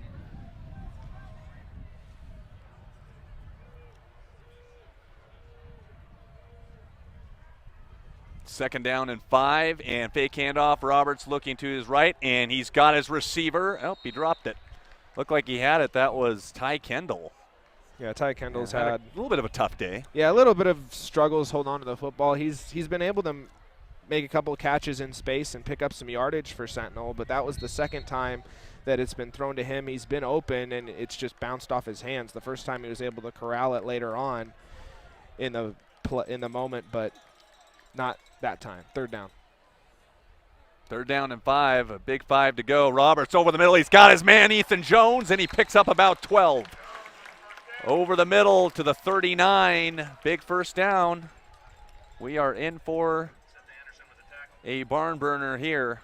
We've seen that play before in previous games with Missoula Sentinel, Robert's able to do the play fake and then throw it over the top into the middle, and Ethan Jones open, makes the catch for a 3rd down conversion. Handoff, and fake handoff. Roberts able to try to get around one man. That was number 42 for Glacier, taking him down, Jared Brendan, after a short gain of 3. Roberts, good fake on that play, but only picked up 3 yards. Well, not every play is going to be a touchdown, and Glacier's done a great job of containing Mitch Roberts throughout this night. A great play there, though, to protect the football with 2 hands and not succumb to some of the fumbling problems that he had early on this season. 2nd down and 7, 3 wide receivers. The bottom of your screen. Nick Germer at the very bottom. That's another fake handoff, and Roberts will take it up the middle for another 3. And so it'll be 3rd and about 4 for the Spartans. Another big 3rd down, and we'll see what happens with the Spartans here. Do you want to give us some scores? Yeah, I can do that. Billings West beat Butte 37-7 in Billings. So West continues their role. They're one of the top 3 or 4 teams in the state at 5-1. Bozeman and Big Sky just finished up and Bozeman survives at home 31-24 in that game.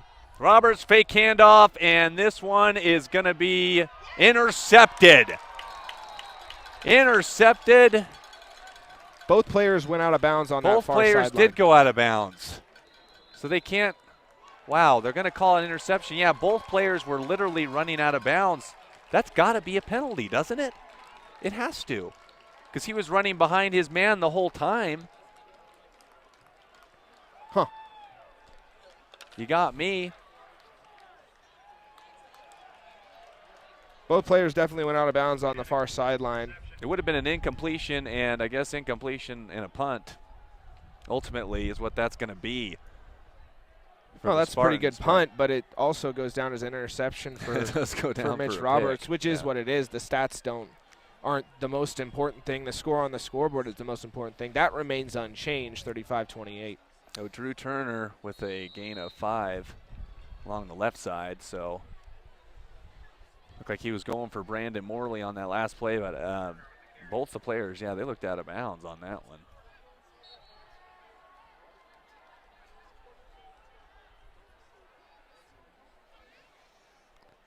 And a gain of 7 for Glacier High. Another handoff to Turner. No, it's a fake. Gillum out in the flat. Going to dump it off to, that was number 25, Jackson Pepe with the catch. But he doesn't get too much on that play. Gilman to Pepe has been lethal for Glacier at times tonight. Brian Jakubowski on a good form tackle there. Sentinel is tackling better so far here in this second half. They are so far, absolutely.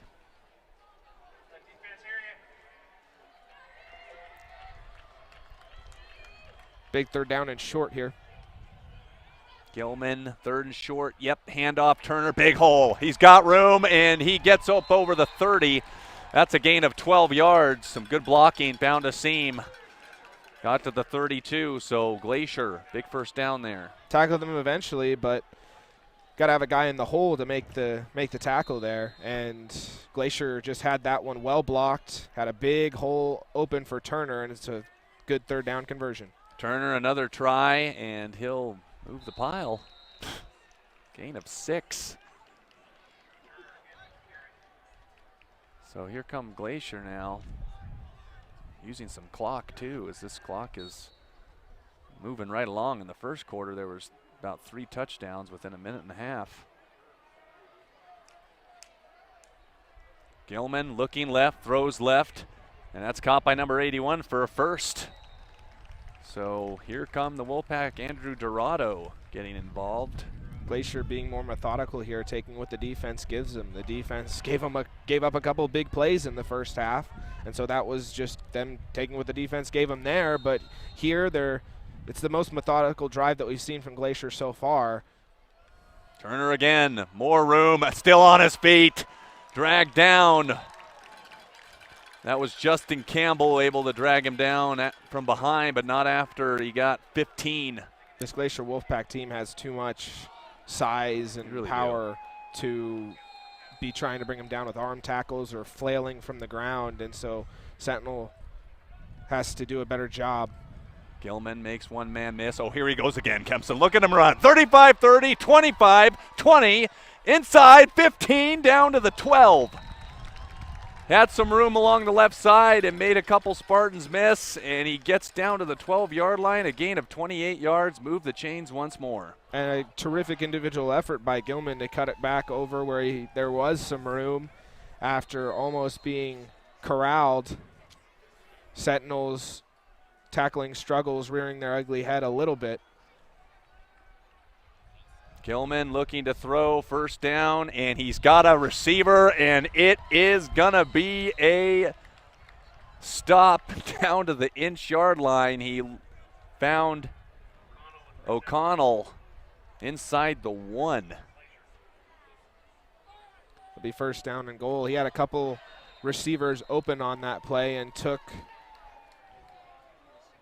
threw it to the guy who he felt most comfortable throwing it to. O'Connell almost scores.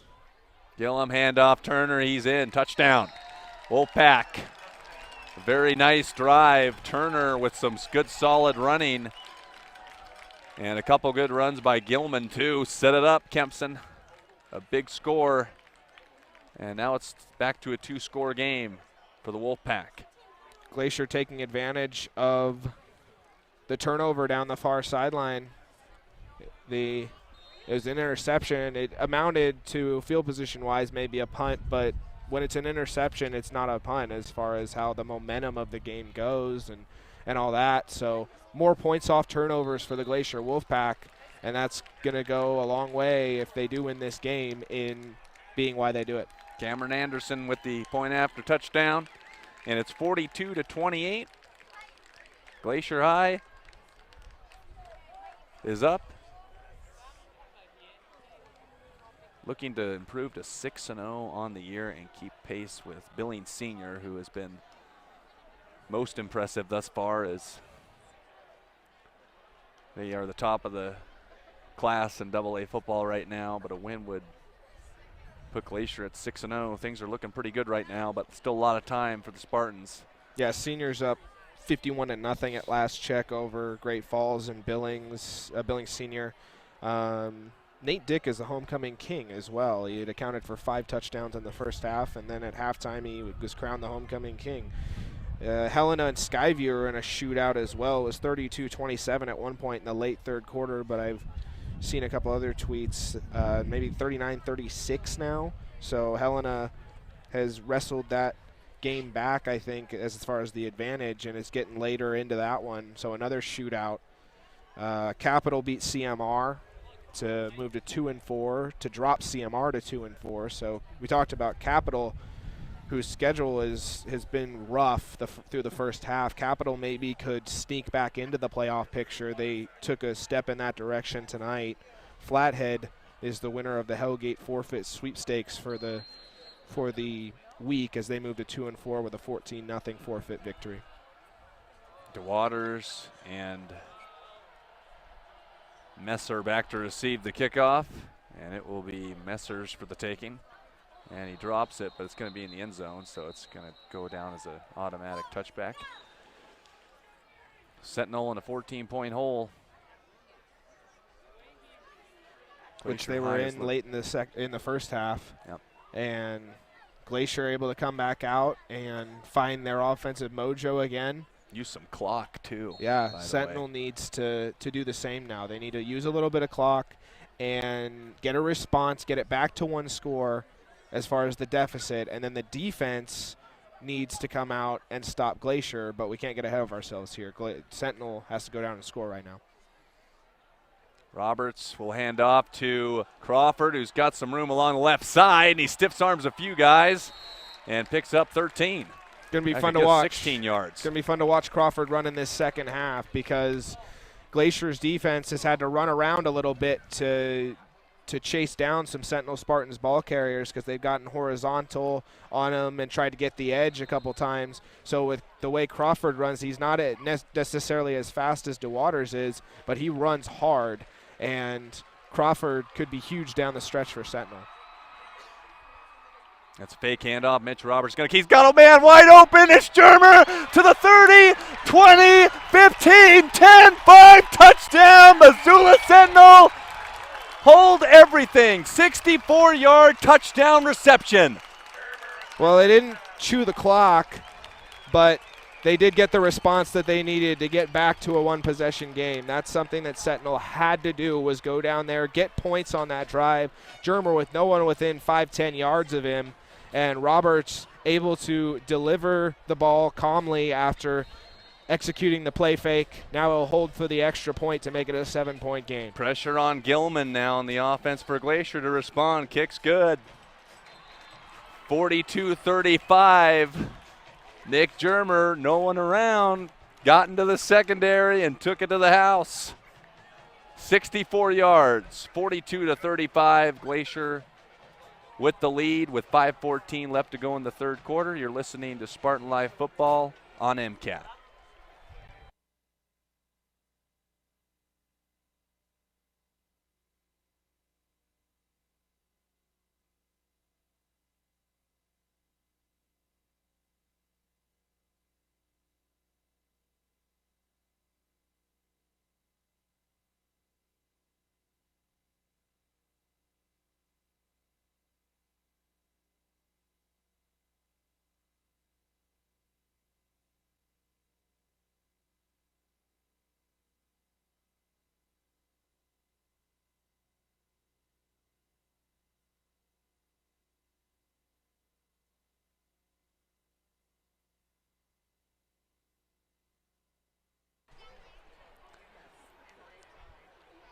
Nick Germer, a big-time touchdown reception. It's just a 2-play drive. That's all it was for Sentinel. Didn't use a lot of clock. That forces a little bit more pressure on the Glacier offense to go down and get points, Kempson. Yeah, they're just – Sentinel is able to, again, stay in this football game because in the second half, you can't afford to have as slow of a start as they did, and that's not going to help either. That's the second kickoff that's gone out of bounds in this second half. I know you don't really want to do that. I mean, you give up a punt return, so I'm not sure what the thinking is behind that. They're just going to give them the ball at what, the 35? Well, I understand trying to get the ball away from a big kickoff return man like Jackson Pepe, but it's got to be maybe more down the middle or on the hash marks to try to give your defense a chance to get down there because they've done a good job covering kicks more often than not tonight. Gillum out, and he threw an interception! He throws it behind his receiver, and I believe that's Danny McKittrick right there to take it. Holy cow! We saw a deflection early on that Sentinel was not able to get to. Great coverage over there. A little bit off target was the pass from Gilman, and a huge play there for Sentinel to get great field position and an opportunity to go down and tie this football game. Just a mistime throw, and Gilman can't really believe that he just made that toss. And now look what we have. Those are the plays you need to make in games like this, especially if you're going to be able to pull off the upset. And here's Caden Messer, some confusion here, and Sentinel's going to have to burn a timeout. So that's unfortunate, and both now and maybe later. And Danny McKittrick right there. Yeah, it was just a poor throw. It was kind of a quick hitch, and he threw it too far to the inside, and McKittrick was right there to make the interception. So Sentinel, a huge swing here for them as they're looking to get the equalizer here. And Sentinel, even though Glacier was able to take that interception and go down and get points, Sentinel now with no doubt interception over here on the far sideline, and the momentum is kind of shifting towards Sentinel's direction here. So if they go down and tie the game, they'll have momentum on their side. It's an end around, and look at this. There's a wide open receiver, and he has hauled it in. It's Nick Germer one more time inside the 10. First and goal on a trick play. Nick Germer is the big play man tonight for Sentinel so far. He's had several big play catches from the wide receiver position. A reverse pass there with Mitch Roberts at wide receiver originally, and then he throws it down there, and Sentinel in position. Hand off to Waters, left side, nowhere to hide. And taken down in a heap. That was Jared Brendan. Nice tackle for a loss of 3, and there is some yellow. So we'll check that real quick, but my goodness, Kempson, the Spartans they were down by 21 in the first half, looking to tie this game up. Really good play calling of a couple of trick plays too, to be able to. There's no penalty on the play. The play was dead prior to the penalty. All right then. To get a couple of huge scores, again, to bring it within one score. I mean, this Sentinel Spartans team, again, we talked about it very early on. This is a different team after getting a couple big wins on the road, and they're showing it. DeWaters in motion, fake the handoff to DeWaters, and it's going to be thrown over the middle, and it's a touchdown! Germer has got another one! And there's a flag on the play. It's going to likely be unnecessary roughness on the defense, and Germer found him in the back of the end zone. They're down by a point now. Mitch Roberts with a laser in traffic too. Just enough space in there, and Germer's able to make the catch. Illegal helmet contact on the defense. That was a personal foul all the way. That's going to be assessed on the kickoff, so player safety at all levels of football being so much more, there's so much more emphasis being put on it nowadays, which is rightfully so. And here's Caden Messer for the extra point. So Messer, yeah, trying the extra point now. It is up and good, and we are tied. You gotta love it. 42-42. 4:25 left to go in the third. It was 35-14, but we are all tied up. You are listening to Spartan Live on MCAT.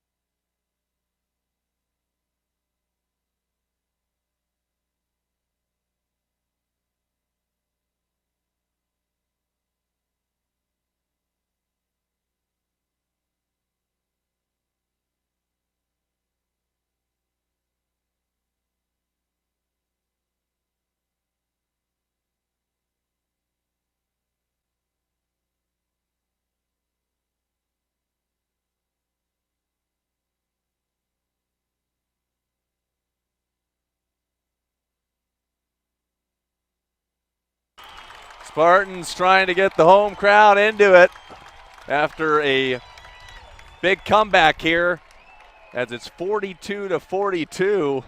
We still got the whole fourth quarter left and the rest of the third.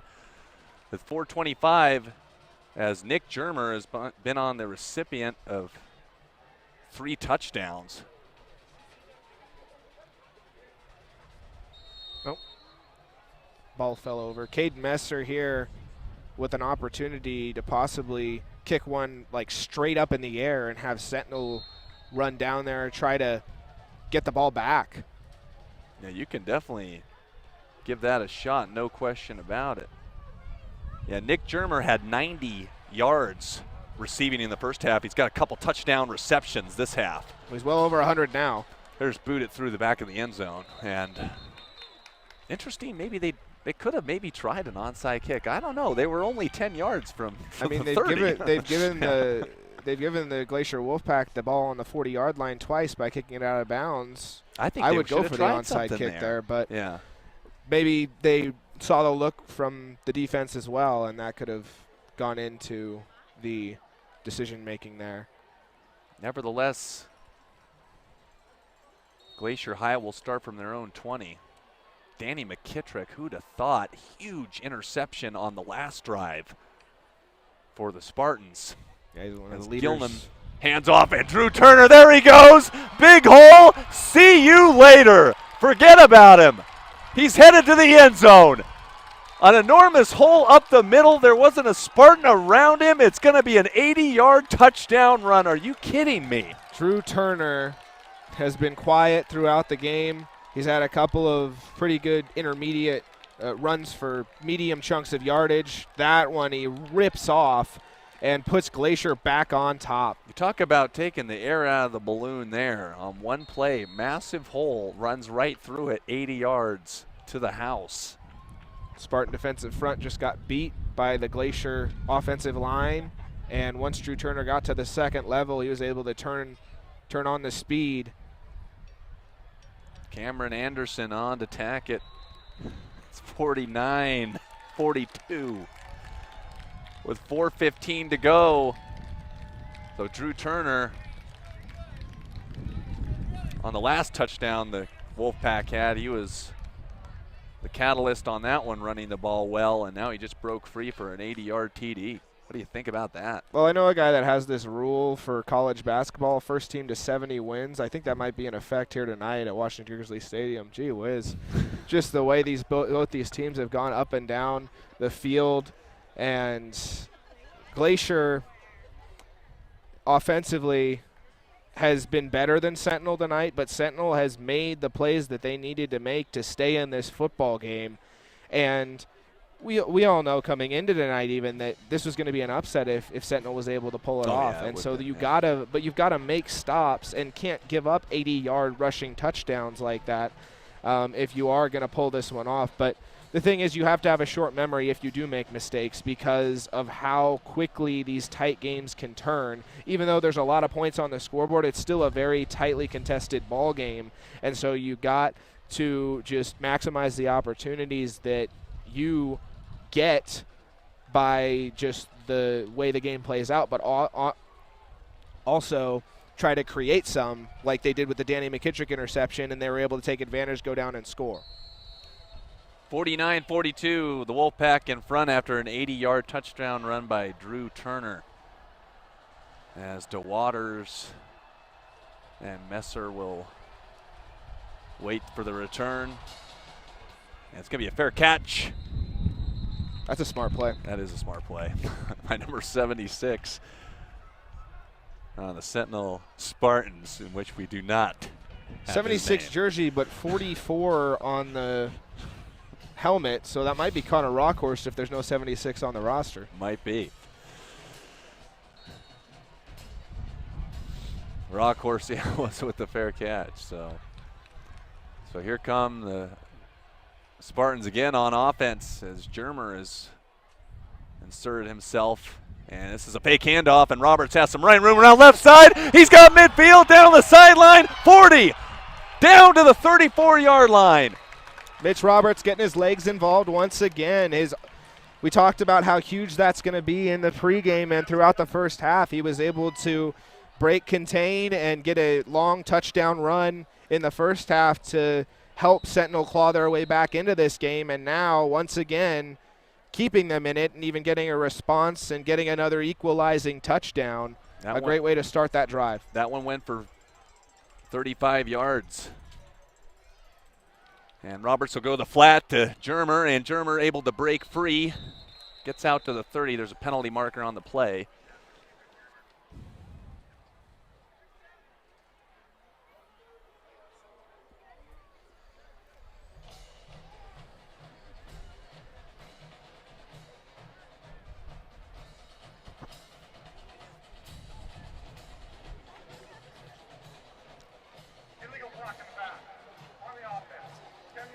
There's a 10-yard penalty on the Spartans. Still so much time left in this game, too. 3:45 to go in the third quarter. Over 15 minutes of regulation. Clock to go.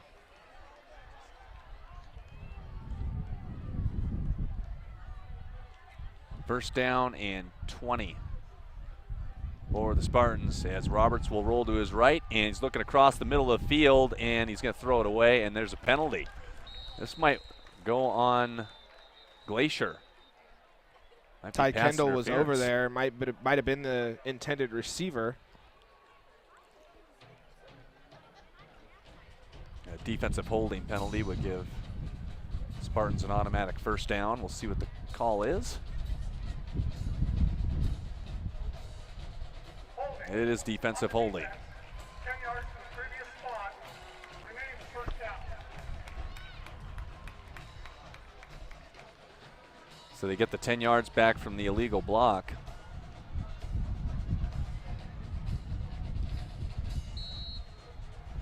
That'll be first down and 10. Actually, it's kind of strange. It's first down and 9 because on the play before that, they actually picked up a yard and then the penalty was thrown. Yeah, you got spotted the foul. Yeah. So first and 9 officially. Germer down at the bottom of your screen, and it's going to be a fake handoff, and Roberts is going to take it again and pick up a short gain. That's got to be a face mask, doesn't it? Nope, they didn't call it. Yeah, some of the people in the crowd were calling for a face mask for sure. That was number 16, Patrick O'Connell, with the takedown, but it looked like he had him on the face mask, and the ref didn't see it. Mitch Roberts with a decent gain to start this fresh set of downs for Sentinel.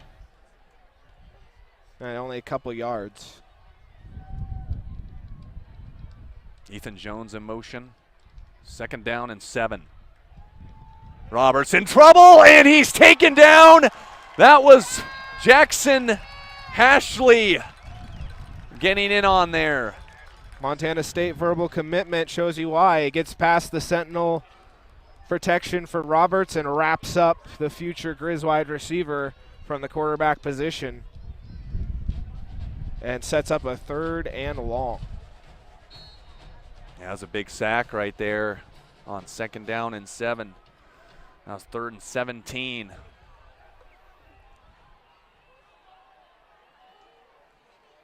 Roberts fakes the pass. He's got a little bit of room to run. He's got a few blocks. 30 down to the 26.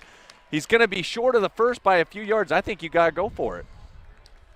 Probably 4-down territory, especially with some of the problems that Sentinels had in the field goal kicking game.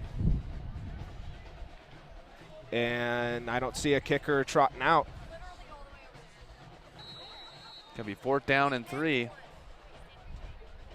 And if it's 4th down and longer, then obviously you think about maybe going a different direction. But on 4th down and 3, should be able to pick that up. 4th down and 3 for the Spartans. Big play in the 3rd quarter.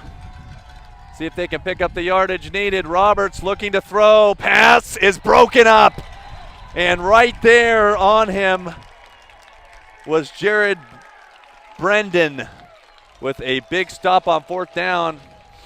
That's a high-risk play right there. May have been better off trying to pick it up with his legs. But possibly. There was some green over on the far side, but Ethan Jones, it was a bang-bang play. Ethan Jones was there. The man covering was there. The ball was there. It all arrived at once, and it equates a Glacier offensive possession. yeah, big stop there for the Wolfpack. They're up by 7. A little over 2 minutes to go.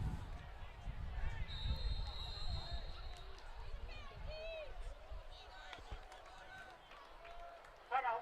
Glacier. First time out of the half. So the Wolfpack will have a timeout. We'll take a short timeout as well. You're listening to Spartan Live.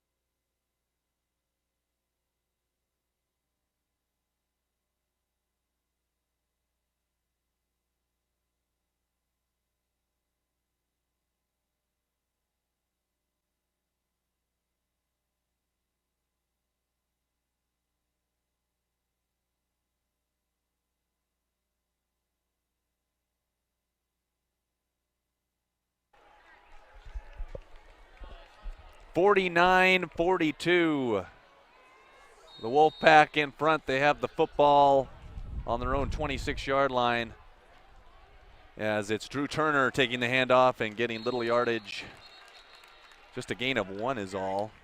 Well, after a big stop by the Glacier defense, the Sentinel defense will take that over what Drew Turner did to him last time he was on the field. Going 80 yards for a touchdown. Drew Turner over 100 yards on the night. As there's been several big plays in the first half. Jackson Pepe had 3 of them. As Gilman is going to keep it himself and not get anywhere on this play, maybe back to the line of scrimmage, so Spartans were not fooled. Spartans defense rising to the occasion so far, forcing a 3rd and long for Glacier. Yep. And if they can get a stop here, then Mitch Roberts and company have another opportunity on the offensive side to go down and tie this football game. Big stop here needed by the Spartans to stay in this game, down by 7. Lots of time left.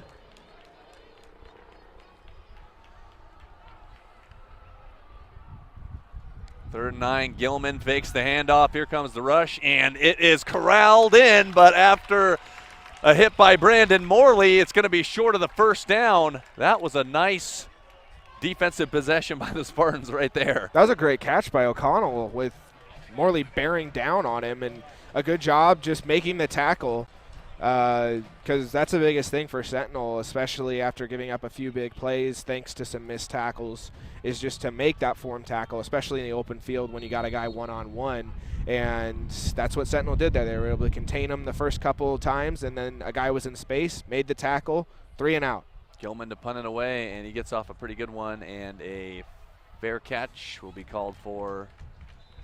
They're tough to haul in. Always sure. it always makes you nervous as a punt returner when you start to backpedal, and it's tempting to just let it go over your head. But Elias DeWaters, after muffing one, has been sure-handed throughout the night for Sentinel. Corrals it in at the 24-yard line. Just 10 seconds left to go in the third quarter, as it's been a shootout. There's 101 points scored in this game so far. So far. Or 91, sorry. I said 101, 91. We might get there. Mitch Roberts from the, I think we will too. They're going to throw it out in the flat, and it's dropped, as it may not have gone for much of anything. That was Jake Peterson. That was his first look. Haven't seen much of Jake Peterson this year. Yeah, Peterson was just trying to look that one in. It was a little bit awkward the way it came into his hand, but he had it. He had 2 hands on the football. You'd like to like for him to bring it in and at least pick up a couple of yards, but instead it's second down. Second down and 10 out of the shotgun. Roberts is going to find his man. That's Shustari for his second catch. Luckily, Shustari had a lot of separation there, because that can be dangerous when you throw a quick out like that to the inside, because if the defender's in correct position, he could take it for another pick 6. Luckily, Shustari was able to use his quickness and his speed, and Sentinel still with their drive still going as we go to the fourth quarter. Down by 7 are the Spartans, looking to tie this back up.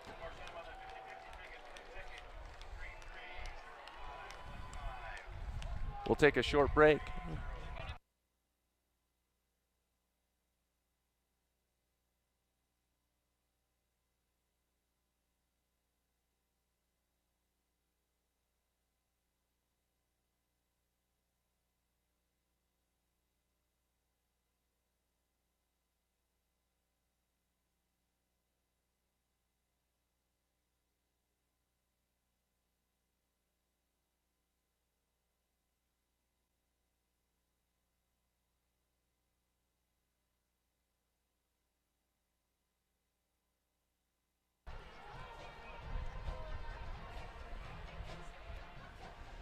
(49-42).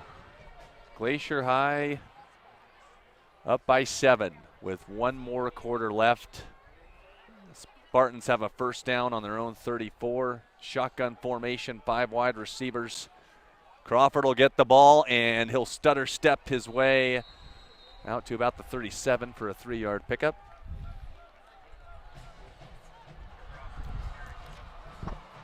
Got to get your playmakers in space, especially late in this game, and just give them an opportunity to pick up yardage, which Crawford did there. Second down and 7 now. You'd like to average about 4 or 5 yards of play to keep the drive going and give your defense a breather. Hand off again, Crawford. He's got some room. He's still on his feet. He gets across the 45 to about the 48-yard line. And a good gainer there, a gain of 11 yards and a first down. We've seen Glacier ball carriers run through a couple tackles. That time it was Connor Crawford. As we get deeper into this fourth quarter, Connor Crawford's running style is going to come up big, I believe, for Sentinel, because Crawford is one of the hardest runners in AA football in the state of Montana. Elias DeWaters in to spell him now, and he's a good lightning to Crawford's thunder. Roberts has room around the left side, 30, 40, 35, down to the 33. Another big gainer. It's a huge gain of about 20. Roberts able to break contain there on Glacier after they were doing such a good job, especially early on in this game, of just containing him, keeping him in the backfield and swarming to the football to tackle him for lost yardage. And so far in the second half, Mitch Roberts has had a little bit more green grass to play with, and he's gone out to pasture a little bit. Roberts back in the shotgun. And it's going to be a fake handoff. They'll throw it out in the flat, and it's going to be close to another first down. That was Caden Messer with the catch. Or, excuse me, that was trying to catch the number on that. Shustari, number 11. Again, thrown a little bit behind Shustari on that quick out, but not enough to cause a turnover or anything like that. Sentinel able to pick up good yardage there, and it's second down. Spartans on the move, looking to tie the score again. Roberts is under pressure, and he is going to squirt free and pick up the first down on second down and 1. Looked like they had him by the jersey for a loss, but keeps those legs churning and picks up a first. He went from sacked for a 5-yard loss to a 3-yard gain and a first down, and those are the kind of plays that Sentinel's going to have to make down the stretch here, both offensively and defensively, whether it's picking up that extra yard or preventing that extra yard. So here come the Spartans, 10:45 left to go in the fourth. It's going to be Roberts again. Short gain to the 18-yard line.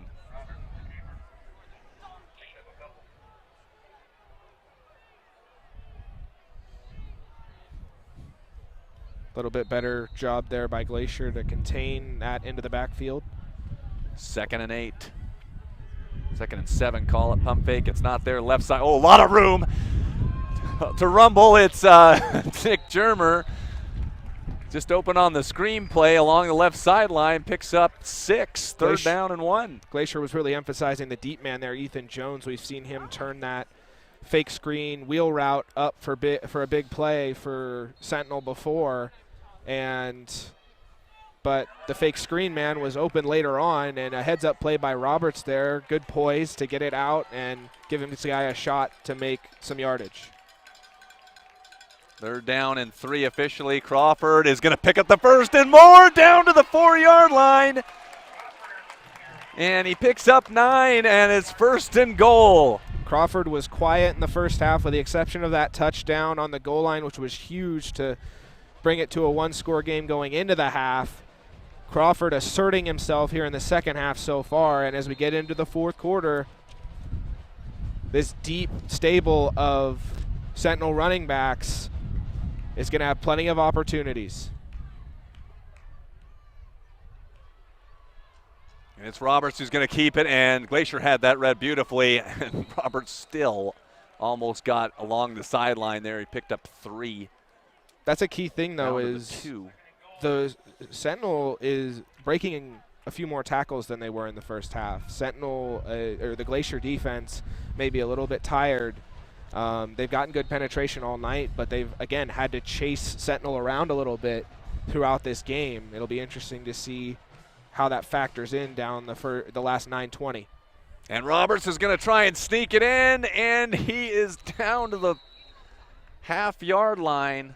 Looked like he took a big hit, too, man. Crawford frustrated on the far side because he could have walked in there, but Roberts made his read and tried to get it himself. We roll inside 9 minutes. Offensive line looking for a push here. Handoff. Crawford stood up. Nope, he got in. He pushed his way across at the very last second, and Sentinel is an extra point away from tying it once again. The offensive line didn't get the greatest push, but Connor Crawford got a push of his own. And with 8:49 to go in regulation, we're about to tie this ball game back up, maybe. And it has been Messer the entire night. Oh, and now we got a Glacier player down in the end zone.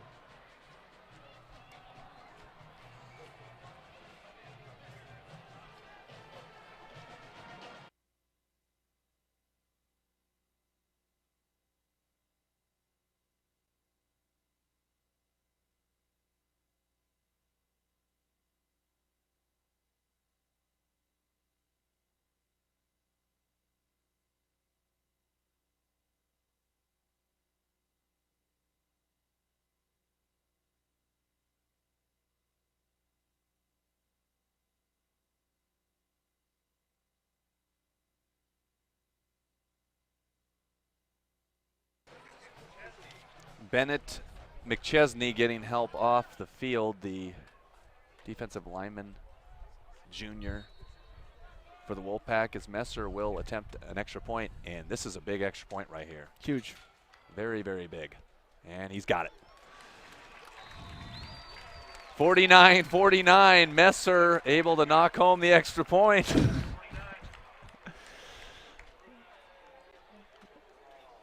And what a game it has been here today. A lot of big plays, especially in the first quarter for Glacier High. When you look back, they scored 28 in the first.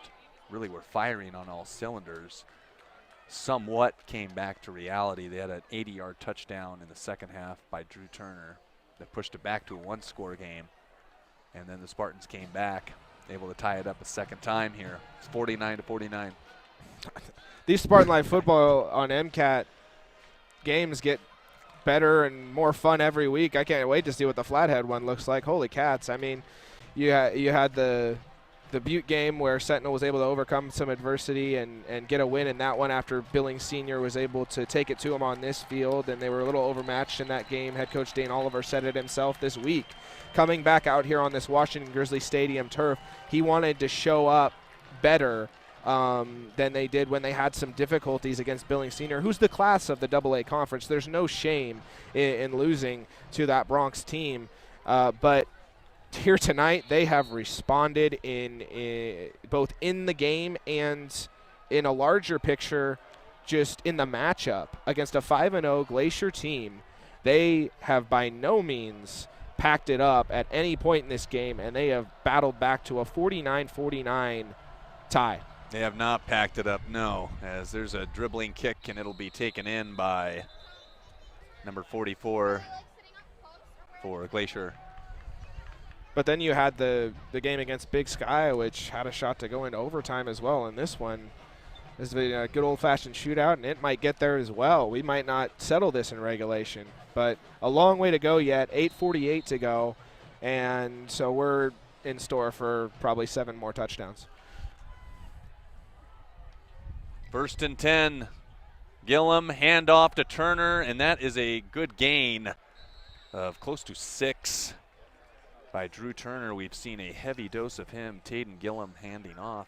I'm obviously being a little bit sarcastic, but Turner, with the exception of the 80-yard huge touchdown to bring Glacier to 49 points, has been bottled up just like that. It's a gain of 0 on that play. 3rd down, a big 5 yards. And you know what, I think after that interception too, Kempson, that they started to take the ball out of Gillum's hands a little bit more and started running it. A little bit more misdirection, less throwing. That's a good point. Gilman has made some great plays on the ground himself with his legs, but his arm got him in a little bit of trouble, I guess you could say, coming out in this second half. And if it's 3rd working, down here, handoff. He's not going to get it. A bit of a favorable spot, but it's a good yard shy. And you wonder, and they're thinking about going for it here. You wonder, yeah, is it 4th down territory for Glacier on the other side? It's a tie football game. Man, it's so a tough call. Do you value field position over having the ball? Big play here with 7.5 minutes to go. Glacier is lined up to go for it. Turner behind him. Fans love it. Timeout. Of course we got to see a timeout. Dane Oliver's like, come Sentinel. on. Oh, you got to love it. Sentinel with just one timeout remaining now. And the Glacier fans were loving that on 4th and 1 from the 40-yard line, the Wolfpack, not even 1 yard, not even one complete yard, that the Wolfpack were going to go after it. And with a tie game at 49, we've seen almost all of it. We've seen almost every little bit. I would say we've seen it all, but I'm not going to make that mistake. We've seen almost all of it, though, and it's just been such a fun back-and-forth affair. The Spartans and the Wolfpack have gone down, and then they've responded. Mostly the Spartans have gone down and responded, but credit the Wolfpack. They've had a couple opportunities or a couple of places where they could have gotten discouraged, but they just kept on coming back, and both these teams have just been throwing haymakers all night long. We'll see which one lasts the longest. 4th down, a yard. Big play. Turner, handoff. Nope, Gillum kept it. He fooled me. And he picks up 7. And even though that one to the house. Even though they get the 4th down conversion, that's a huge tackle by Caden Messer in the open field because they only get 5 yards instead of 60 yards and a touchdown, which we've seen before from Glacier.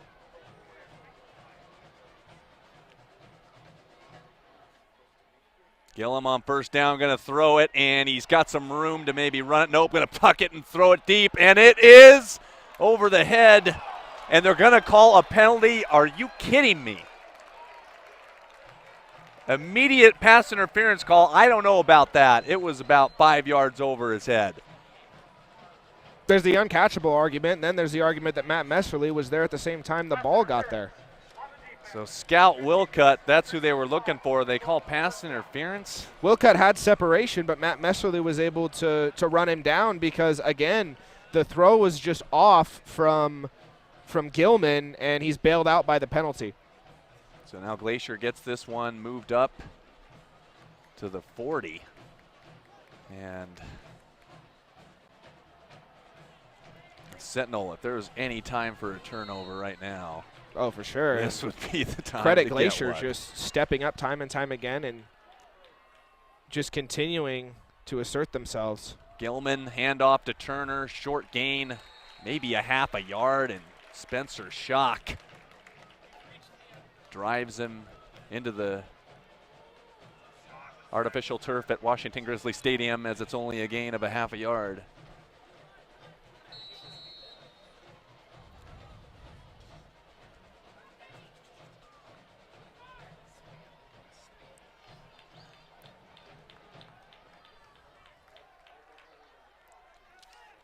Taden Gilman, 2nd down and 9. It's going to be Turner again. Turner's got some room along the left side. Pretty good gain. Not a first yet, though. Good enough blocking there. Good enough blocking there for Drew Turner to just run downhill and pick up about half the yardage they needed for the 1st down. That's big on a 2nd down. You don't have to, again, get a touchdown every play or even a 1st down as long as you pick up a decent chunk of yardage, and it's 3rd down and manageable here for Gilman and company. That 4th down territory as well. And it's going to be a handoff to Turner, and he's not going to have anything. I mean, maybe a yard. It's going to be 4th down and 3. You can't kick the field goal here, No, this is too long you? of a field goal. Yeah, it's too long. I think. Oh, it's like a 50-yard field goal. There are some college kickers that can't hit that. It's 4th down and 3, and Glacier's going to keep their offense on the field. These are where plays are made, Kempson. This is where the jump of a football program can get made by making stops in critical times. And right now, this is a critical time. 5:10 to go in the 4th quarter. Spartans need a stop right now. So here we go, 4th down and 3. There's a timeout. We'll be right back on Spartan Live. This is an ending that you do not want to miss.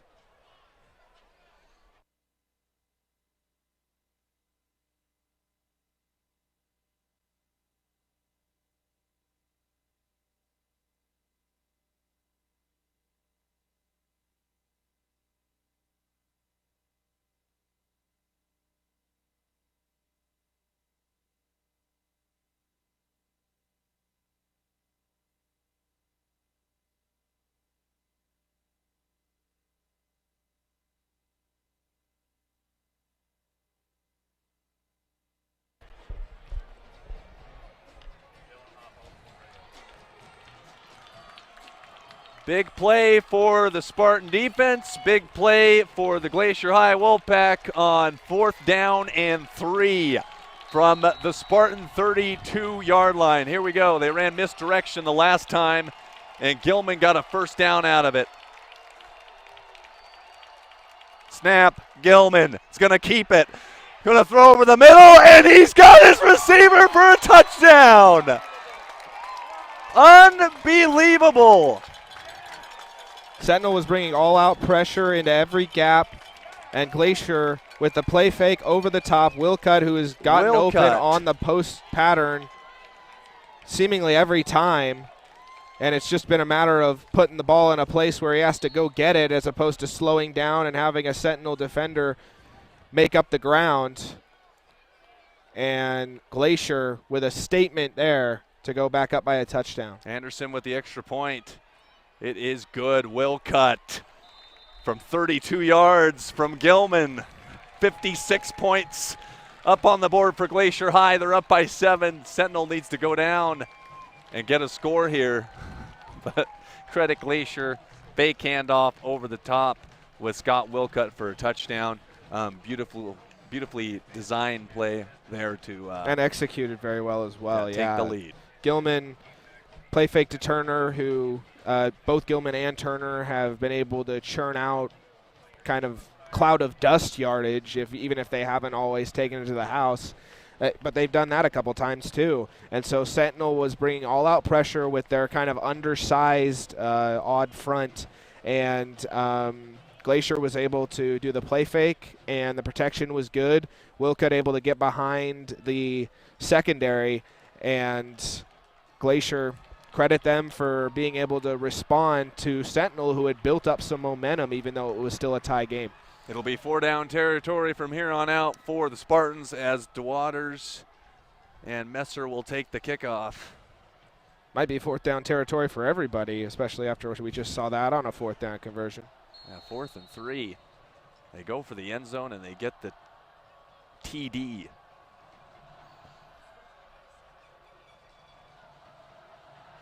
And Anderson is going to squib this one. It's going to be scooped up. That's number 32 on the fly for the Spartans. Dylan Goforth across the 30. So Spartans will start at their own 32-yard line.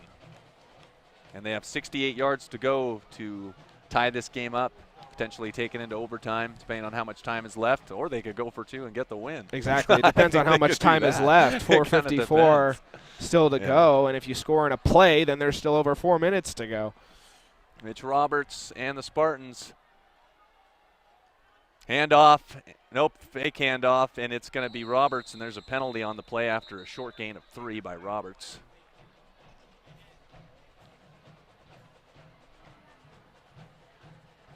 We have got ourselves a barn burner here at Washington Grizzly Stadium. And there are moments here kind of Face pass, 5-yard penalty on the defense, remains first down. kind of pockets within the storm, if you will, where you have a couple plays that don't pick up a whole lot and you have a 3rd down and long, and then you have to get a big conversion and be more methodical about how you're doing things. And that's the real measure when these games get to having over 100 points on the board. That's the real measure of who's able to come out on top. Not quite over 100 yet total. Mitch Roberts, 1st and 5, looking to his left, throwing deep, and it is out of bounds as he was looking for Germer along the left sideline. 1st and 5, that's a good favorable down if you want to run that. Mm-hmm. Oh, no, there is 105 points on the board. Oh, yeah, but we're over 100. Yeah. You better believe it. He threw it deep. Yeah, it's kind of a low percentage throw over there on the far side, but it's a good, like you said, down to take a shot because it's 1st down and short. 2nd down and short now. You just got to pick it up now. You can't have the drive stall here. That would be catastrophic. And Roberts on 2nd and 5, handoff to Crawford, and he's bounced off the left side. He's got room, and he steps under a tackle, and he gets to midfield. Into Wolfpack territory to the 47-yard line, and here we go. It's not always going to be a house call with Connor Crawford, but darn it, he's going to get every yard that you give him and even a little bit more. He just never seems like goes down on first contact. It seems like he's always falling forward. That's the measure of a good running back. 1st down and 10. Pass is open, and that is caught and reeled in by Shustari. That's a gain of 11 for number 11. Again, Sentinel more often than not has been a little more methodical than Glacier. Glacier's had more big plays throughout the night on both sides of the ball. Shushtari in the flat has been a well that Sentinel's been able to go and drink from with some success. Hopefully it's not running dry in the fourth quarter. Here comes Roberts. And Roberts able to squirt free and pick up 7. Got 7 yards on that play. Just got to keep the momentum flowing towards the south end of Washington Grizzly Stadium at this point, because you're down 7. So you have to go down, get a stop, potentially, to set up a potential game-winning drive depending on what time you have on the clock. Inside 3.5 in regulation. And Roberts is going to fake the handoff, and he's got it, and he's going to throw out in the flow. Oh, almost intercepted, and I think they're going to get Glacier on this one. Might be pass interference. Ethan Jones became a defensive back over there on the far side. Well, maybe not. Maybe you're right. Maybe it's on the offense. It was pressure. There was pressure in the face of Mitch Roberts, and so the throw was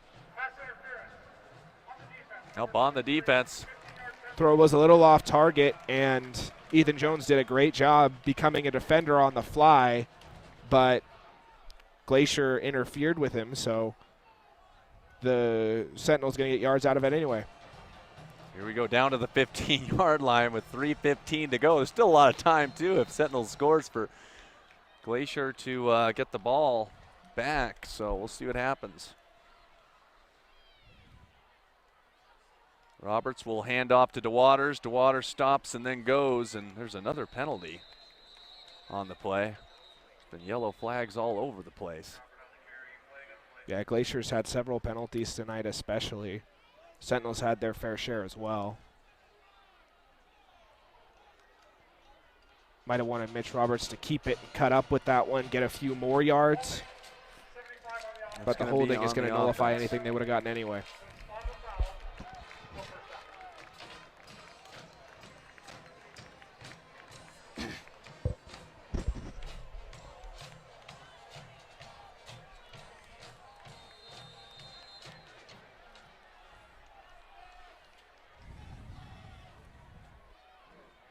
Those first down and 20 now, and Roberts will fake it and throw it out in the flat, and it's incomplete for Shustari. Now you got second down and 20. Well, they were going back to that quick out that they've had success with, just wasn't able to drop it in the bucket that time, so to speak. Little wide on the pass, and so it'll be second down and 20. And inside 3 minutes to go here, Sentinel has to score on this drive to at least get the tie, and then maybe the defensive stop potentially sends it to overtime. And play fake Mitch Roberts screen, and it's going to be number 14 for Missoula Sentinel. That's going nowhere, Ethan Jones. And it's 3rd and 18. Glacier read that one pretty well. Ethan Jones was able to make at least one man miss, but the Wolfpack defense did a great job of making sure that he got to the turf before he could do any real damage.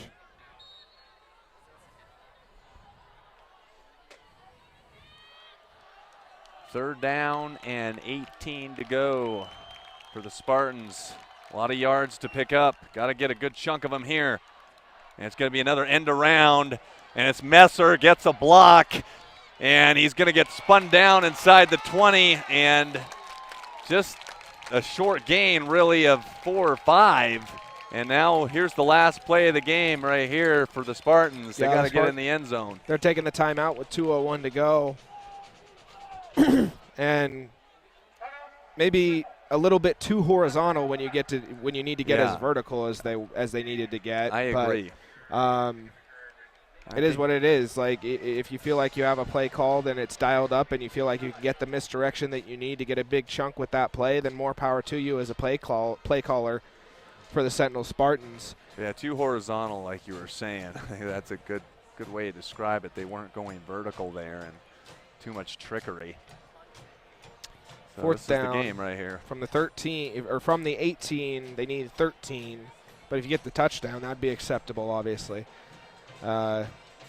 We've seen Sentinel especially in big situations, struggle a bit in pass protection. And so if they give Mitch Roberts time, he's shown the ability to make some clutch throws. He could use his legs, too, on a play like this. You never know. 4th down and 13. Last gasp for the Spartans, and it is going to be caught inside the 5. It's a first down at the 3. Ty Kendall, number 13, on a 4th and 13 with a huge conversion. And now it's first down and goal. They threaded the needle. I hate that this is a strategy, but do the Wolfpack let him score here? Here we go. We'll find out. Roberts. And the answer seems to be no, and I like that. Wow, what a catch. Finally, it's 4th and 13, and when they needed a big play, they got it from Ty Kendall. It was a big one at that. Starting to rain a little bit here. It is. The Spartans have no timeouts, and it's inside a minute and a half here. It is, in fact, starting to rain some. Just a mist. Here we go with a minute 20 and counting. 2nd down. Handoff. Crawford right to the half-yard line. It's going to be inside a minute for 3rd and goal. A great job by Glacier on 2 straight plays to not fall for any potential misdirection. Here we go, 3rd down and goal from the 1. 53 seconds and counting. Crawford to the end zone. He is in. And Sentinel is an extra point away from tying the game. Will they go for 2? It doesn't look like they will. 49 seconds to go in this ball game, and Sentinel has just demonstrated a grit that this team did not have 2 weeks ago. This team has found something and developed to the point where they're able to go toe-to-toe with the extra point. No nerves on that one. Toe-to-toe with one of the elites in AA football in the state of Montana, Glacier, just a couple years removed, like we talked about, from a state title. Just one of the elite teams in the state year in and year out, and with inside a minute to go, I mean, as fun as this game has been, I don't think we're done even when regulation's over. 56-56 as Ty Kendall with a enormous 4th down and 13 reception inside the 5. It got to the 4. As it is. I don't know what else to say about this game. Solid. Like, I really don't. Like, Sentinel has time and time again been put on the ropes by Glacier, and they've just come back swinging. And both these teams are staggered, but they're still fighting with 56 points on each side of the board now. And there's no guarantee we're getting to overtime here because Glacier has shown the ability time and time again to score very quickly. Yeah, you said it best. As the Spartans able to make an enormous 4th down conversion to tie it up at 56 all with 49 ticks to go.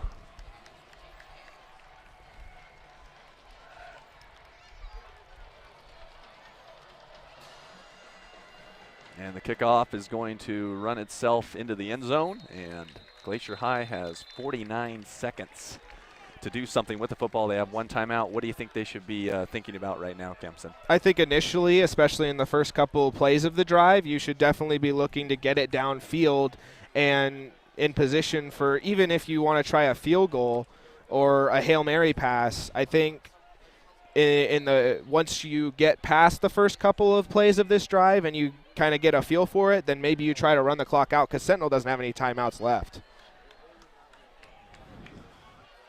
1st down and 10 from the 20, a handoff to Drew Turner. He'll get to about the 30. And so clock stops on a 1st down. And Glacier High's got plenty of time to do something, especially with what you just mentioned, the clock stopping after any 1st down. Turner, big hole, got some room, won't pick up the first. Actually, he does pick it up.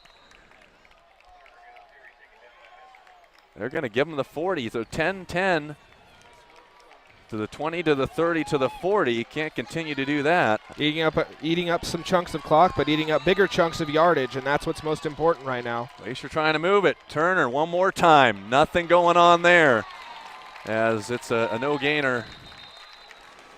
And it looks as though Glacier will call their last timeout of the game, and they will. We could be headed for overtime here. With 26 seconds left, I don't expect Glacier to go conservative here. I think they'll at least take one more shot and then maybe think about trying to run it into overtime. Especially since it's second down, I think you take at least one more shot, even if it's down the sideline potentially, and then but if you get to third down, then you use that last down to just run it out into overtime.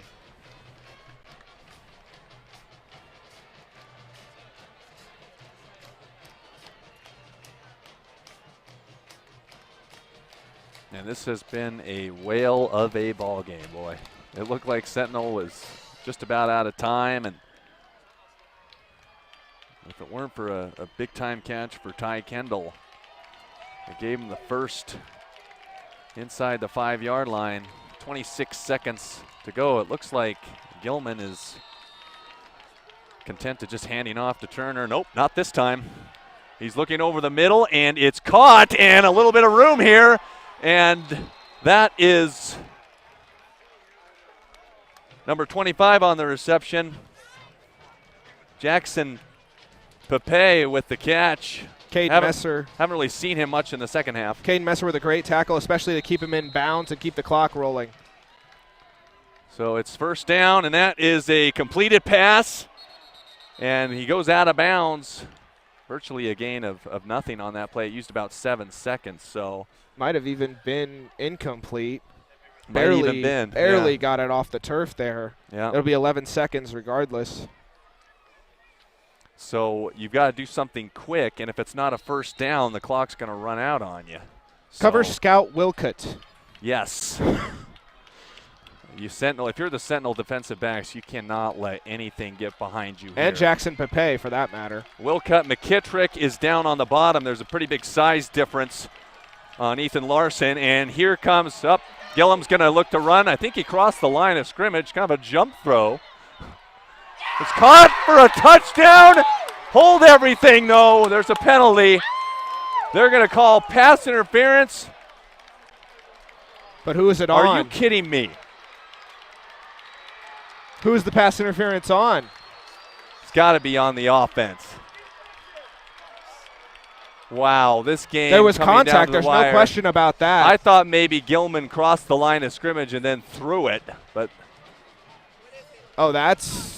Called it on the offense. Point. I agree. I thought he was over the line when he threw it. Yeah, because he crossed the 40-yard line, which is the line of scrimmage. But if all of him didn't get over the line, I guess it's not a penalty. But pass interference offense on the other end is potentially going to push this game to overtime. This has got to be an over. Isn't it a 10-second runoff? I thought there'd be a 10-second runoff. Maybe I'm at least just in the not. NFL, I know. Yeah, for sure. And apparently there's still 1 second left. Good grief. It's definitely not a defensive penalty. No game can end on that. Yeah. And now you wonder, does Glacier just take a knee or? I mean, Gilman with the jump pass, I mean, was able to get that ball 40 yards downfield. Yep.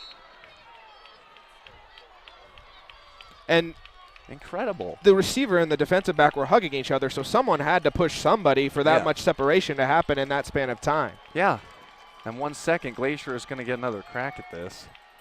They're just going to run it to Turner. That doesn't.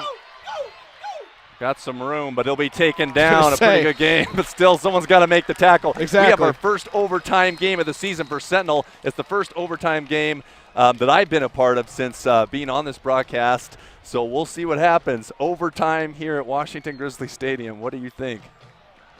Like I said, this is the most fun game we've had all year, even though the Big Sky game was a lot of fun. And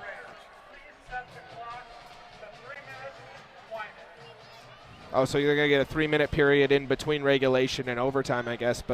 And in that 3 minutes, I mean, what do you say? The Glacier and the both Glacier and Sentinel have had opportunities that they've missed. They've had a bunch of opportunities that they've taken advantage of. Sentinel went from down by 2 or 3 scores to right back in this football game, and they've just clawed their way back time and time again. Sentinel has grown as a football team tonight even more than they have the last couple weeks on the road, just to be able to protect their home turf in the way they have against a Glacier football team that is one of the best in the state of Montana. Billings Senior seems to be pretty clearly the front runner, but as far as everyone behind them, this is one of the best games that we've seen all year in the state of Montana, and so it's fun to be a part of it. The Spartans and the Glacier High Wolfpack are tied at 56 at Washington Grizzly Stadium. We'll be right back with overtime in just a little bit.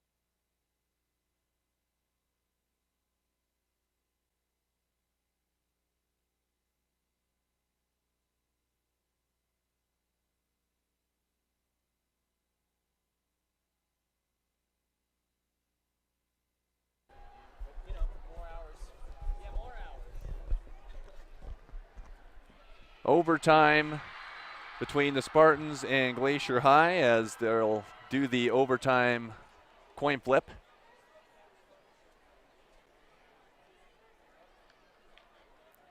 It's Kellen Burness and Jarrett Kessler out there for Glacier High, along with Tatum Gilman and number 52, Jackson Hashley.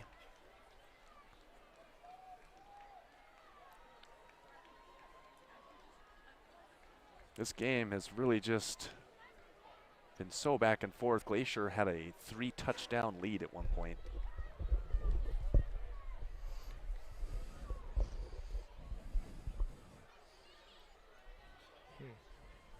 Glacier has won the toss and is selected to go on defense. Offense will be Sentinel starting at the 10-yard line going in. So the Spartans will start on the 10-yard line going in. And so each team having an opportunity to score.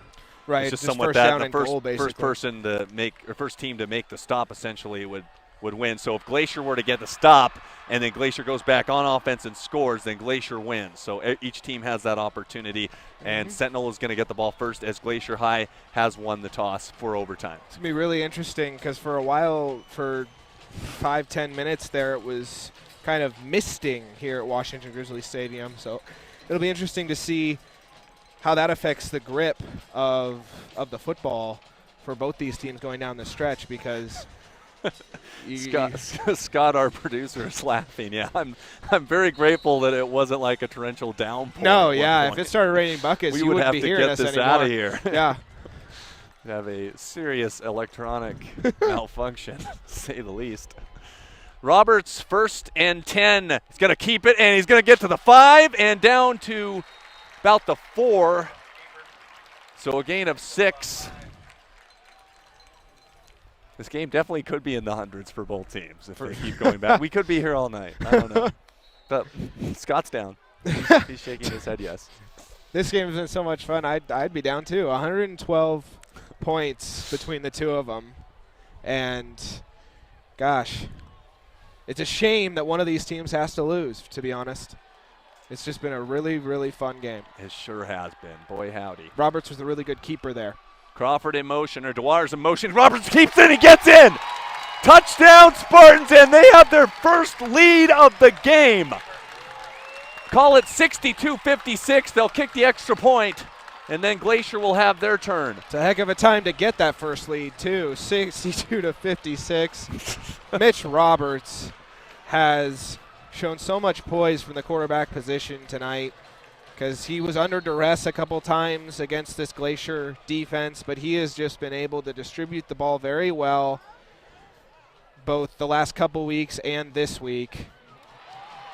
And the extra point is no good. Holy cow. Oh no. Well, the Sentinel defense has 10 yards of green grass between them, between the Glacier offense and the Montana end zone here at Washington Grizzly Stadium. And that missed extra they've point got a is big- a tough pill to swallow. For sure. Caden Messer just didn't quite get the ball. It didn't quite hit the ball right there. And it looked like the snap and the hold were fine. But you got to put that behind you and go out there. And actually, he has to go out there and play outside linebacker now, so he can redeem himself maybe. First and goal is how Montana high school football overtime works. Down 6 now, down for the first time tonight. Here comes Glacier. Here we go. Glacier needs a touchdown to tie it and an extra point to win it after Messer missed his first extra point of the night. And there'll be a quick timeout.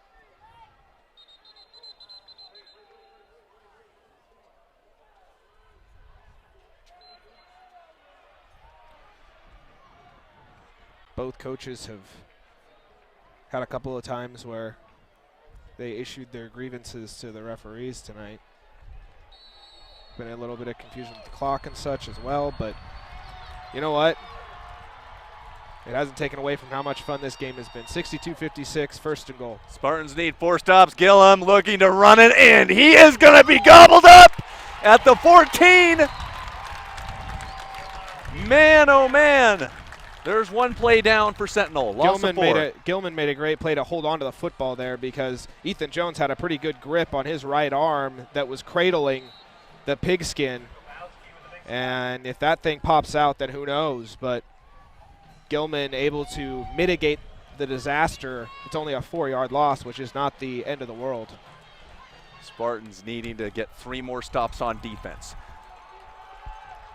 As the Wolfpack are looking to try and pull out a win here. And he's looking over the middle, and it's knocked away, incomplete. Can they get 2 more stops? Justin Campbell with a huge play from the secondary there on the coverage of O'Connell.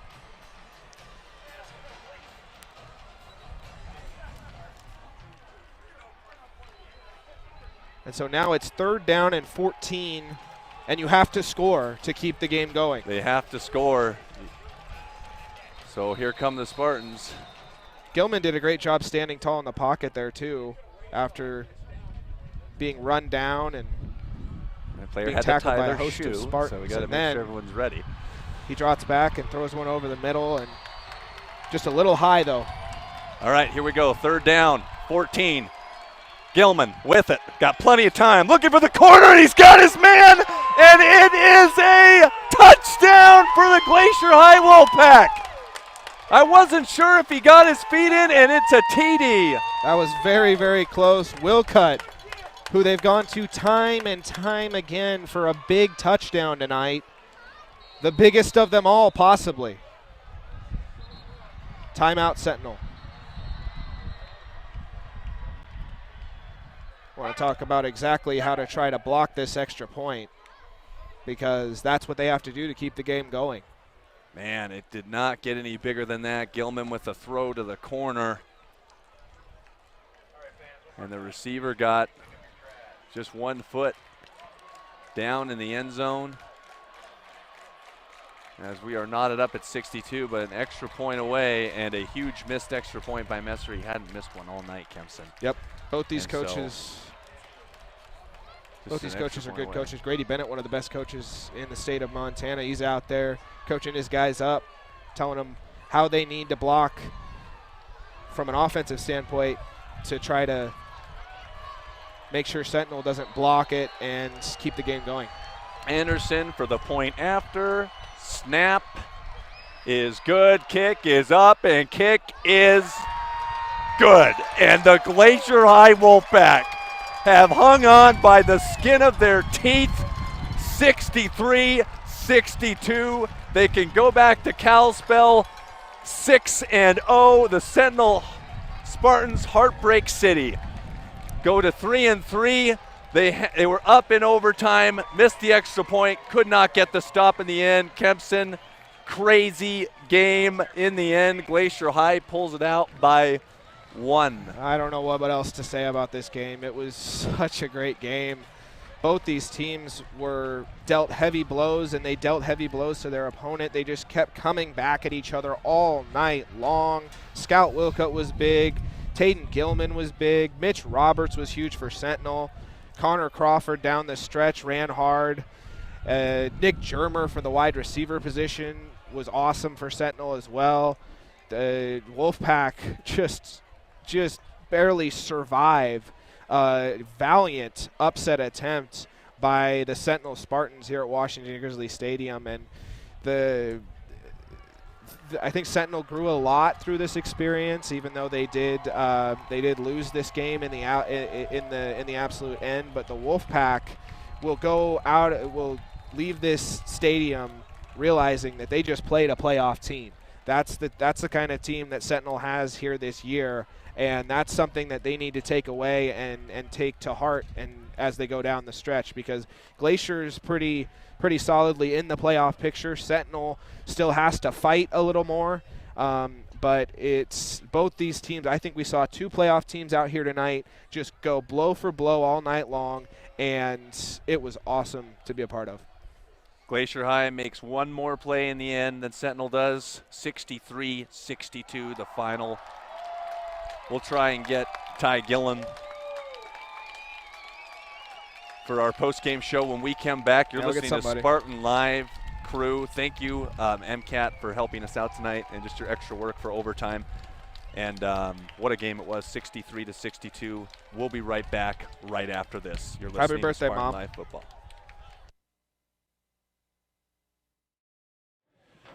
Cole Johnson along with Kempson Cross. I'll have him later on the show. Spartan Live post-game show.